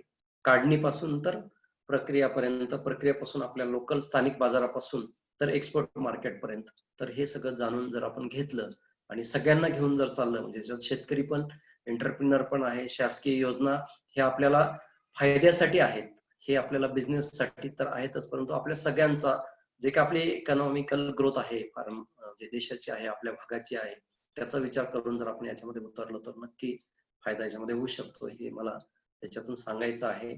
आपल्याला काही प्रश्न असतील किंवा चांडक सर कोऑर्डिनेट करतील की क्वेश्चन्स, कारण बरेच पार्टिसिपंट्स आहेत, क्वेश्चन्स असतील तर आपण काही ठराविक प्रश्न याच्यामधून घेऊया. हा सर, काय की प्रश्न खूप आहेत आणि माझ्या मते आज आपल्याला वेळ खूप झालेला आहे, तर आम्ही सगळ्या श्रोत्यांना सांगू इच्छितो की आपण प्रश्नोत्तराचा उद्या म्हणजे सोमवार दिनांक 13 तारखेला उद्या स्पेशली सर थोडीशी रिक्वेस्ट आहे, उद्या एक अर्धा तास तुमचा हवा आहे, कारण की प्रश्नोत्तर खूप आहेत आणि त्याच्या करता करता आपल्याला 9 वाजून जातील. त्यामुळे आपल्याला जरा उद्या तो प्रश्नोत्तराचा घेऊया आणि लोकही खूप आहे.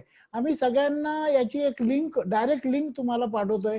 परत रजिस्ट्रेशन करायची गरज नाही, तर तुम्ही उद्या डायरेक्ट लिंकने जॉईन होऊ शकता डायरेक्ट 7 वाजता. याच्यामध्ये आमच्या इव्हन जे कार्यक्रमातले जे लोकांचे व्हिडिओज आहे ते तुम्हाला पाहायला मिळतील. पण त्याच्या आधी आता इथे काही आपले जुने प्रशिक्षणार्थी जमलेले आहेत, त्या 2 जणांचा आपण एक क्विकली फीडबॅक जरा घेऊया. पहिले डॉक्टर मोनाली वाघ या आमच्या देवळ्यावरून जॉईन झाल्या होत्या या कार्यक्रमात आणि त्यांना सुद्धा आता फूड प्रोसेसिंग लाईन मध्ये त्या काम करायचा विचार केलाय, त्यांनी निर्धार केलाय, त्यांचं गोल फायनल झालंय. आपण जरा त्यांचे फीडबॅक ऐकूया.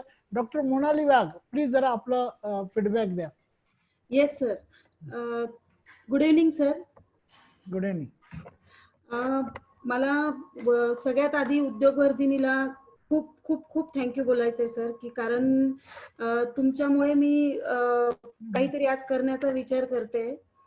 मी उद्योगवर्धिनीला अप्रोच करण्याच्या आधी बऱ्याच लोकांना भेटली, तर त्यांनी मला खूप निगेटिव्ह गोष्टी सांगितल्या. प्लस कोणीच असं ओपन नव्हतं की असं केलं पाहिजे, ह्या गोष्टींना स्कोप आहे असं कोणीच नाही सांगत.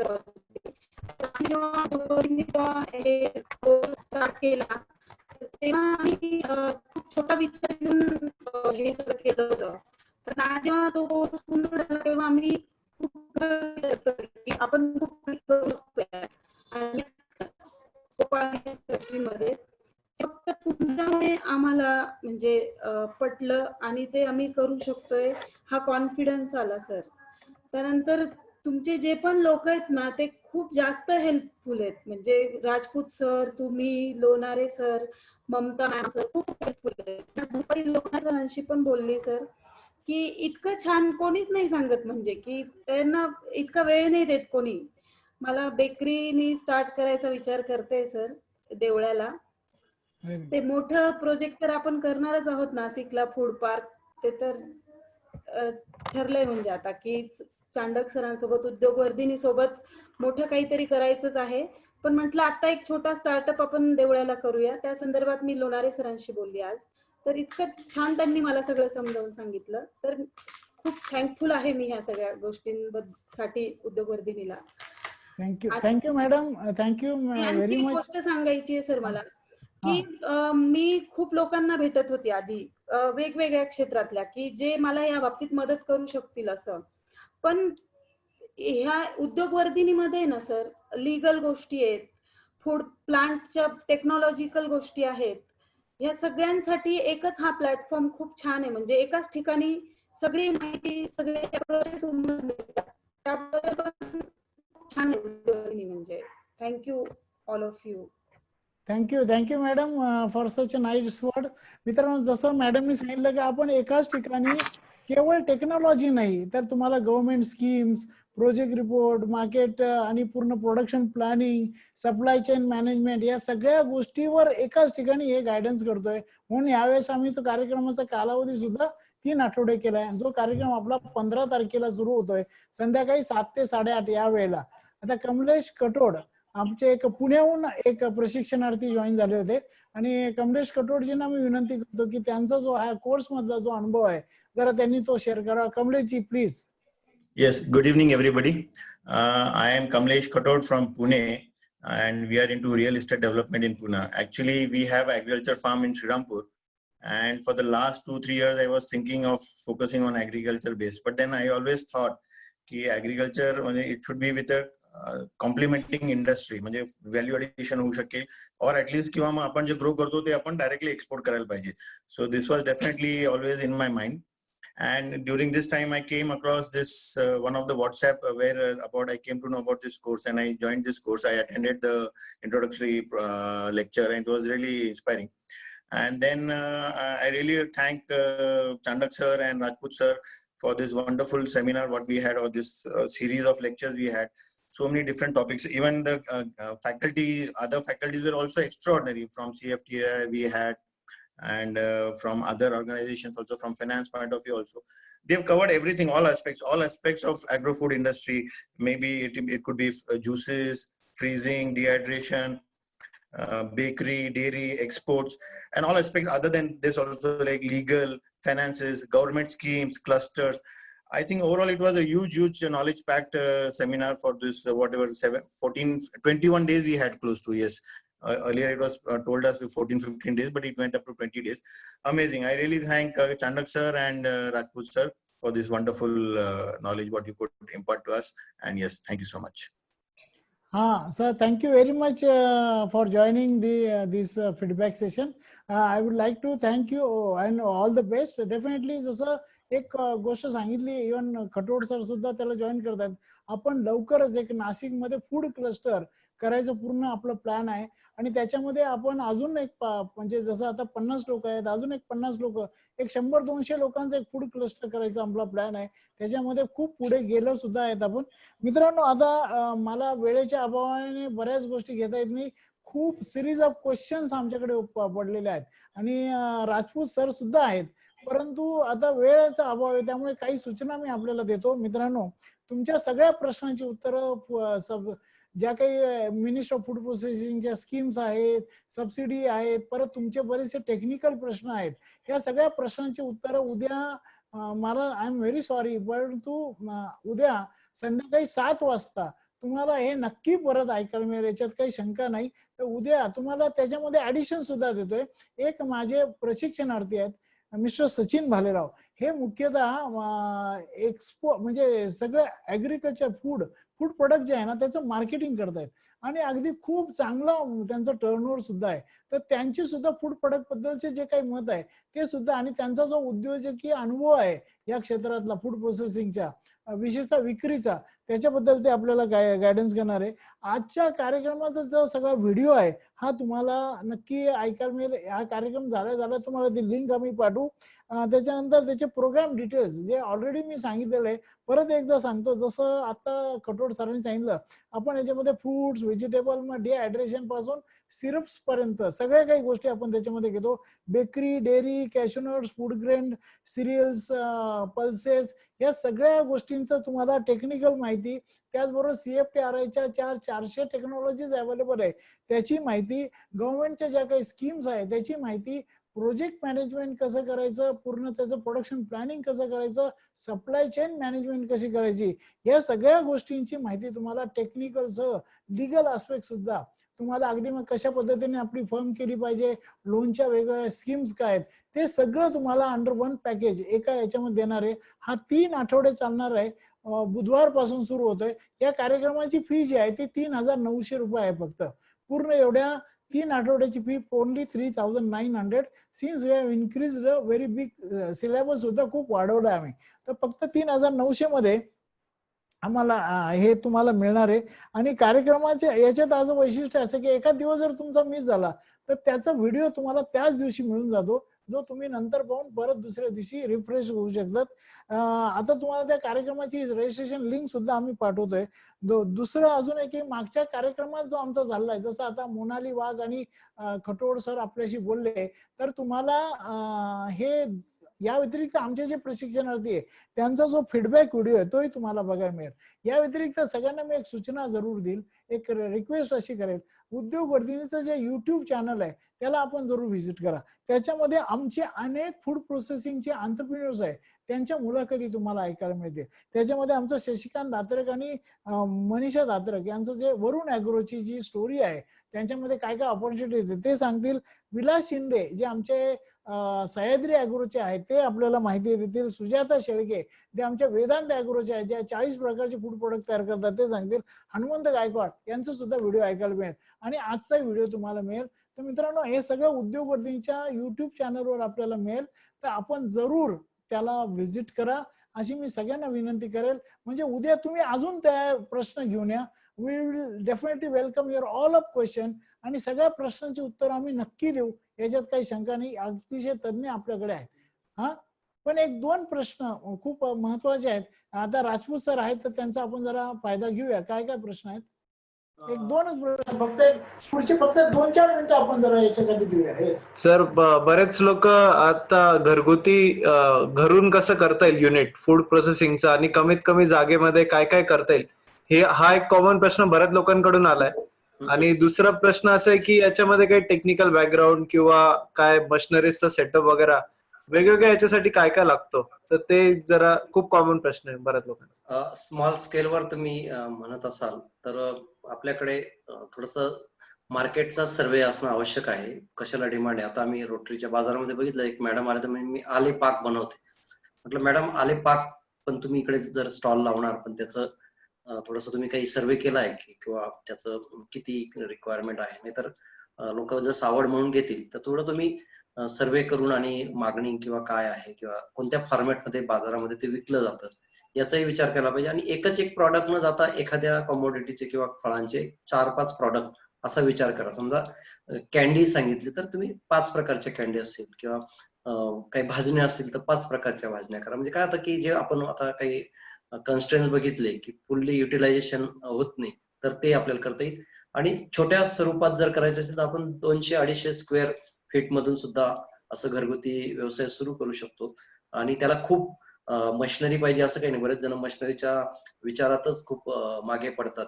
तर छोटे मोठे स्मॉल स्केल किंवा आता जे काही मशिनरी मॅन्युफॅक्चर्स आहेत त्यांना जर तुम्ही तुमचं प्रॉडक्टचं स्पेसिफिकेशन दिलं की आम्हाला ह्या गोष्टी करायच्या तर आम्हाला काही ग्राइंडिंग मशीन पाहिजे, मिक्सर्स पाहिजे, सेंट्रिफ्यूज मशीन पाहिजे, बॉटल फिलिंग पॅकेजिंग मशीन पाहिजे, तर एक 200-250 ग्रॅम पासून तर 2 किलो 5 किलो पर्यंत सुद्धा आपल्याला युनिट जे आहे पॅकेजिंग युनिट आहे किंवा प्रोसेसिंग युनिट ते बनवता येऊ शकतं. आणि दिवसभरामध्ये आता जे मशिनरी कॅपॅसिटी असते आवर बेसिसवर असते, म्हणजे 15 किलो 20 किलो प्रति तास पासून तर टनापर्यंत आहे. तर स्मॉल स्केलवर आपण 5, 10, 15, 20 किलो पर्यंत जे मशिनरीज आहेत ते पण बनवून छोट्या मशीनच्या साध्यातून की ज्याच्यामध्ये आपण एक 4-5 लाखापर्यंत इन्व्हेस्ट, म्हणजे रॉ मटेरियल पासून जागेचं भाडं, electricity, raw material, packaging material आणि बाकीचं मार्केटिंगचा विचार जर केला तर एक 4-5 लाखाच्या इन्व्हेस्टमेंट मध्ये आपण सहज एक छोटस युनिट करू शकतो. फक्त आपलं प्रॉडक्ट आणि त्याचं काही आपण स्वतः डेव्हलप केलेला प्रोटोकॉल किंवा ती टेक्नॉलॉजीचा छोट्या प्रमाणात आपण आधी सुरुवात करायची आणि मग त्याचं लार्ज स्केलवर आपल्याला नेता येऊ शकेल. तर खरोखर आपल्याकडची एकंदरीत जे काही एंटरप्रिनर्सची परिस्थिती बघितली तर ते मी मगाशी दाखवलं की स्मॉल स्केलवर जास्त प्रेफरन्स असतो. परंतु ते करत असताना सुद्धा आपण चांगल्या प्रकारे ग्राहकापर्यंत पोहोचू याचा विचार नाही तर बघतो ते बचत गटाच्या महिला आजही त्या कुरड्या पापड त्या प्लास्टिकच्या आणि त्या मेणबत्तीमध्ये पॅकिंग करताना दिसतात, हाताने लिहिलेलं लेबल असतं. तर या सगळ्या गोष्टी खूप व्यवस्थित सुद्धा स्मॉल स्केलवर करून आपल्याला जास्तीत जास्त ग्राहकापर्यंत पोहोचता येऊ शकतो. वेगळ्या एक्झिबिशन्स मध्ये भाग घेणं किंवा ज्या काही लोकांच्या गरजा आहेत त्या ओळखून त्या ठिकाणी आपला प्रॉडक्ट कसा आपल्याला डिस्प्ले करतात. बरेच जण काय करतात, कोणाला तरी तो विकायला देतात कमिशन बेसिसवर आणि मग तो जास्त त्याचं मार्जिन घेतो आणि मग आपली आयडेंटिटी त्याच्यामध्ये जाते. तर त्यासाठी थोडे प्रयत्न करायला पाहिजे. त्याच्यासाठी 5-50 हजार जे काही तुमचा प्रॉडक्ट आहे त्याचा खर्च झाला तरी चालेल, थोडा वेळ लागेल पण वी कॅन सर्व्ह होऊ शकतो. किंवा काही कोलॅबोरेटिव्ह जसं आता क्लस्टर वगैरे असं विचार करतो की 2-3 युनिट करून एकच म्हणजे प्रॉडक्ट करून त्याचं एकच ब्रँडिंग जर करता आलं तर नक्की याच्यामध्ये आपल्याला सुरुवात करता येऊ शकते. धन्यवाद सर. आणि सर पुढचे काही कॉमन क्वेश्चन्स मी अजून एक घेतो की सध्या कोविडमुळे स्वच्छ म्हणजे हायजीनला खूप जास्त डिमांड आलेली. सगळ्या आपण फळे भाज्या जे पण घेतो शेतीमाल, तर त्याच्यामध्ये आपण प्रोसेसिंग कसं करू शकतो, हायजीन वगैरे कसं वाढवू शकतो, हा एक आहे. मग दुसरा त्याचं आपण स्टोरेज करू शकतो आणि शेल्फ लाईफ कसं वाढवू शकतो. तिसरं असं आहे की डिहायड्रेशन आणि एअर ड्राईंग या टेक्नॉलॉजीचा वापर करून आपण काही एक्सपोर्ट वगैरे पण करू शकतो. करेक्ट. आता मगाशीच आपण बघितलं कोविडच्या सिच्युएशन मध्ये आजही शेतकऱ्यांना काही अडचणी आहेत की ते खूप ठरवलं तरी त्याचं जे ग्रेडिंग पॅकेजिंग आहे ते अतिशय अनहायजीन पद्धतीने करतात. म्हणजे जमिनीवर किंवा ताडपत्रीवरच ते केलं जातं. तर त्या ठिकाणी गव्हर्नमेंटच्या पण स्कीम आहेत, पॅक हाऊसच्या आहेत, पणन महामंडळाच्या आहेत. तर एक चांगलं हायजीन असलेलं एक पॅक हाऊस जर केलं, पॅक हाऊस म्हणजे काय आहे की एक विशिष्ट छत असलेली, भिंती असलेल्या, फ्लोरिंग असलेलं, व्हेंटिलेशन असलेलं आणि ज्या ठिकाणी आपण म्हणतो ना की घरात आल्यानंतर आपण काही गार्बेज किंवा कचरा आतमध्ये येणार आणि याची काळजी घेणार किंवा थोडं स्टरिलाइज केलेलं किंवा डिसइन्फेक्ट केलेली जी जागा आहे की ज्या ठिकाणी फळं आणि भाज्या अतिशय व्यवस्थित पद्धतीने त्याचं हँडलिंग होईल आणि मग त्या ठिकाणी ग्रेडिंग करून, आता समजा तुम्हाला कमर्शियली जायचं असेल तर साधे आपले केटरिंगचे टेबल्स असतात किंवा आजकाल स्टेनलेस स्टील अल्युमिनियमचे टेबल्स मिळतात. त्या टेबलवर उभं राहून जर त्या ग्रेडिंग करता आलं आणि पॅकेजिंग मध्ये जसं आता पॉलिथिन मटेरियल आहे जे परमिसेबल पॉलिथिन आहे, त्या पॉलिथिन मध्ये ते फळ आहेत त्यांना प्रॉपर एक व्हेंटिलेशन करून त्याच्यामध्ये सीलबंद करून जर ते ठेवलं आणि ते व्यवस्थित कोरोगेटेड बॉक्सेस मध्ये किंवा क्रेट्स मध्ये रचून, नाही तर आपल्याकडे ते गासड्या टोपल्या बांधून त्या एकमेकांवर लादल्या जातात आणि त्याच्यामुळे सुद्धा लॉसेस होतात. तर हे आपल्याला त्याच्यामध्ये करता येईल. म्हणजे मिनिमम मॅनपॉवर मध्ये अतिशय चांगल्या जागेवर त्याचं ग्रेडिंग पॅकेजिंग करणं, योग्य पद्धतीच्या पॅकेजिंग मटेरियल मध्ये पॉलिथिन बॅग्स असतील, नेट बॅग्स असतील, पनेट्स असतील किंवा वेगळ्या प्रकारच्या काही आता ड्रोन्स वगैरे येत आहेत त्याच्यामध्ये ते पॅक केलं जे लोकांना ऍक्सेप्ट होईल आणि ते हँडलिंग कमी होईल. म्हणजे हात जरी लागला तरी आतलं जे मटेरियल आहे त्याला इजाही होणार नाही आणि कंटॅमिनेशन पण होणार नाही. तर ही सुरुवात करण्याची गरज आहे आणि असे युनिट जे आहेत ते शहर आणि ग्रामीण भाग म्हणजे उत्पादक आणि त्याच्या मध्यभागी जर झाले किंवा शेतातच जर झाले तर त्याचं जे काही गार्बेज निघतं त्याचं कंपोस्टिंग किंवा युटिलायझेशन होईल आणि तो अतिशय चांगल्या फॉर्मॅट. फक्त याच्यामध्ये जी विक्री व्यवस्था जी आहे ती त्याच्यामध्ये कमीत कमी मध्यस्थ असतील जे समजा थेट ग्राहकापर्यंत जाईल किंवा एखादा तुमचा लोकल, आता मुंबईला तुम्हाला पाठवायचं असेल तर तुम्ही काही प्रत्येक घरात जाऊ शकत नाही, परंतु तिथं तुमचा डिस्ट्रीब्युटर किंवा डिस्ट्रीब्युशन करणारी एखादी एजन्सी असेल की ते त्यांच्या ऑर्डर प्रमाणे तुम्ही, आणि हे जे करायचं असेल ना it should be demand base, supply बेसवर जाऊ नका. नाही तर तुम्ही 500 बॉक्सेस किंवा 500 पॅकेट्स पाठवून दिले आणि तिकडे 200चीच मागणी आहे तर ते वेस्ट होणार किंवा त्याचा खर्च वाया जाणार. तर अशा पद्धतीने थोडस त्याच्यामध्ये अभ्यास करून जर काम केलं तर नक्की आहे. निवडलेल्या भाज्या जर पाठवल्या तर अजून त्याच्यामध्ये जो काही गार्बेज आहे तो कमी प्रमाणात आपल्या तिकडे पाठवता येईल आणि लोक, ठीक आहे सगळ्यांना अफोर्ड नाहीये परंतु 5%, 10%, 20% आणि लोकांना सवय लागेल हळूहळू या कोविडच्या सिच्युएशन मध्ये. तर लोकांना जे आम्ही आता ऑर्गॅनिक बाजारमध्ये बघितलं की लोक म्हणतात की ह्याच्यात कमीत कमी हँडलिंग झालेलं आम्हाला लगेच जर मिळालं तर आम्ही पटकन हे घेऊन इथून निघून जाऊ. अशा प्रकारच्या सिस्टीम्स किंवा सोसायट्यांमध्ये मुंबई सारख्या मोठ्या ह्याच्यामध्ये की त्यांची ऑर्डर आधी घेऊन तिकडे तुम्ही पाठवून दिलं, तिकडे एखादा लोकल तिथला व्यक्ती असेल, इव्हन आता ह्या कोविडमध्ये तर तिथले सेक्रेटरी आणि जे काही चेअरमन आहेत ते सुद्धा मदत करतात की तुम्ही पाठवून द्या आमच्या खाली स्टोअर मध्ये आम्ही ठेवू, नंतर आमचे लोक तिथून सिक्युरिटी कडून घेऊन जातील. तर अशा प्रकारच्या गोष्टी आता करण्याची गरज आहे आणि याच्यामध्ये सातत्याची गरज आहे. म्हणजे कोविडने सिचवलं नाही तर कोविड गेला की सगळा विषय संपला, परंतु अजून याच्यामध्ये लोकांना ज्या सवयी लागलेल्या आहेत त्याच्यामध्ये अडचणींवर मात करून चांगलं काम करण्याची संधी आणि याच्यातूनच ते सुरुवात व्हायला पाहिजे. नंतर मग आपण लार्ज स्केलवर किंवा मोठ्या प्रमाणात प्रोसेसिंग मध्ये जाऊ शकू. आज जी काही आता गरज आहे तिथूनच सुरुवात करायला पाहिजे. शेतकऱ्यांना एज्युकेट करण्याची गरज आहे किंवा शेतकऱ्यांना आपण एक ऍग्रिगेटर म्हणून काम करण्याची गरज आहे. आता शेतकरी म्हणलं आम्हाला होतं टोमॅटो काढायलाच वेळ नाही तर तुमचं कुठं पॅकिंग करत बसू, ते करतात परंतु त्याच्यामध्ये आपल्याला काही प्रमाणात हातभार लागून आणि त्याचं पुढे फॉरवर्डिंग साठी जी काही गरज आहे ती वाढवण्याची गरज आहे. धन्यवाद सर. आणि आता आपण एक शेवटचा प्रश्न घेऊ की आपण बेसिकली फूड प्रोसेस करतो तर त्याच्यामध्ये आपण युनिकनेस कसं आणू शकतो? म्हणजे वेगवेगळ्या रेसिपीज असेल, पल्प असेल किंवा काही ज्युसेस वगैरे असेल तर त्याच्यामध्ये आपण युनिकनेस कसं आणू शकतो? वेगवेगळ्या आपण कसं ठरवायचं की कस्टमरचा काय प्रेफरन्स आहे काय नाही, आणि त्याच्यामध्ये काय काय आपण या कोर्स मध्ये काय कसं कसं कव्हर करणार आहे ते पण एक. युनिकनेस आपण बघतोय की म्हणजे मोठ्या कंपन्या जे काही एखादं प्रॉडक्ट लॉन्च करतात त्याच्या मागे त्यांचा खूप मोठा सर्वे असतो. म्हणजे आता हे छोटे छोटे पाउचेस मध्ये सुद्धा स्क्वॅश किंवा जॅम आहे ते मिळायला लागलेलं आहे. छोट्या मोठ्या गावांमध्ये आपले कुरकुरे किंवा चिप्स वगैरे जे आहेत ते मिळायला लागलेले आहेत. तर हे काही त्यांनी असं डायरेक्ट मार्केटमध्ये फ्लड केलेलं नाही, त्याच्या मागे त्यांनी अभ्यास केलाय. आपल्याकडे चणे, फुटाणे, मुरमुरे वगैरे हे प्लास्टिकच्या पिशवीमध्ये असे त्या गावातल्या दुकानामध्ये लटकलेले आपल्याला बघितले, परंतु तेच त्यांनी वेगळ्या प्रकारच्या पॅकेजिंग मध्ये ते आणलेले आहे. तर ही लोकांची गरज आहे, फक्त ती ऍक्सेप्टेबल फॉर्म मध्ये आणि त्याच्यामध्ये अजून काही व्यवस्थितपणा किंवा सिस्टमॅटिकपणा आणला तर आपण हे फ्लड करू शकतो. जसं आता कोल्ड ड्रिंक्स गावामध्ये जा तुम्हाला थम्सअप, कोका कोला जे काही मी कंपनीचं नाव घेतो, परंतु हे जे सॉफ्ट ड्रिंक्स आहे की जे आपण म्हणतो की त्याच्यावर सुद्धा लिहिलेलं असतं की आर्टिफिशियल फ्लेवर, कलर, तर आपण त्याला रिप्लेस, आपल्याकडे एवढ्या मोठ्या प्रमाणात फळांचं उत्पादन होतं, ज्युसी फ्रुट्स आहेत, त्याचे जे काही आरटीएस बेवरेजेस आहेत ते जर आपण फ्लड केले वेगळ्या फॉर्मॅटमध्ये. आता काही कंपन्या त्याच्यासाठी प्रयत्न करतायत, पेट जार्स मध्ये असतील किंवा काही डिस्पोजेबल टाईपच्या किंवा याच्यामध्ये जर आपण ते गाव पातळीवर जर फ्लड केले तर खूप मागणी याच्यामध्ये वाढू शकते. तर हे प्रोसेस प्रोटोकॉल जो आहे, समजा एखाद्या फळाचं तुम्हाला आरटीएस करायचं असेल तर त्याच्यातलं त्याचे जे काही रासायनिक गुणधर्म आहेत, म्हणजे त्यातली गोडी आहे, साखर आहे, त्यानुसार किती पाणी आणि किती साखर टाकायचं आणि प्रिझर्वेटिव्ह वापरायचं हे फक्त व्हॅरी होऊ शकतं. परंतु एन नंबर ऑफ फळांपासून आपण हे एकाच प्रॉडक्ट जे वेगळ्या फळांपासून बनवू शकतो. तर ते टेक्निकल बाबी जे आहेत ते आपल्याला प्रशिक्षण किंवा ट्रेनिंग किंवा ज्या काही टेक्नॉलॉजी इन्स्टिट्यूशन्स आहेत त्यांनी डेव्हलप केले आहेत त्याच्यातून ते नॉलेज घेऊन माहिती करून घेणं, किंवा तुम्ही जर लार्ज स्केलवर जात असेल तर याचं खूप खूप बारकाईने फक्त आपला अभ्यास पाहिजे.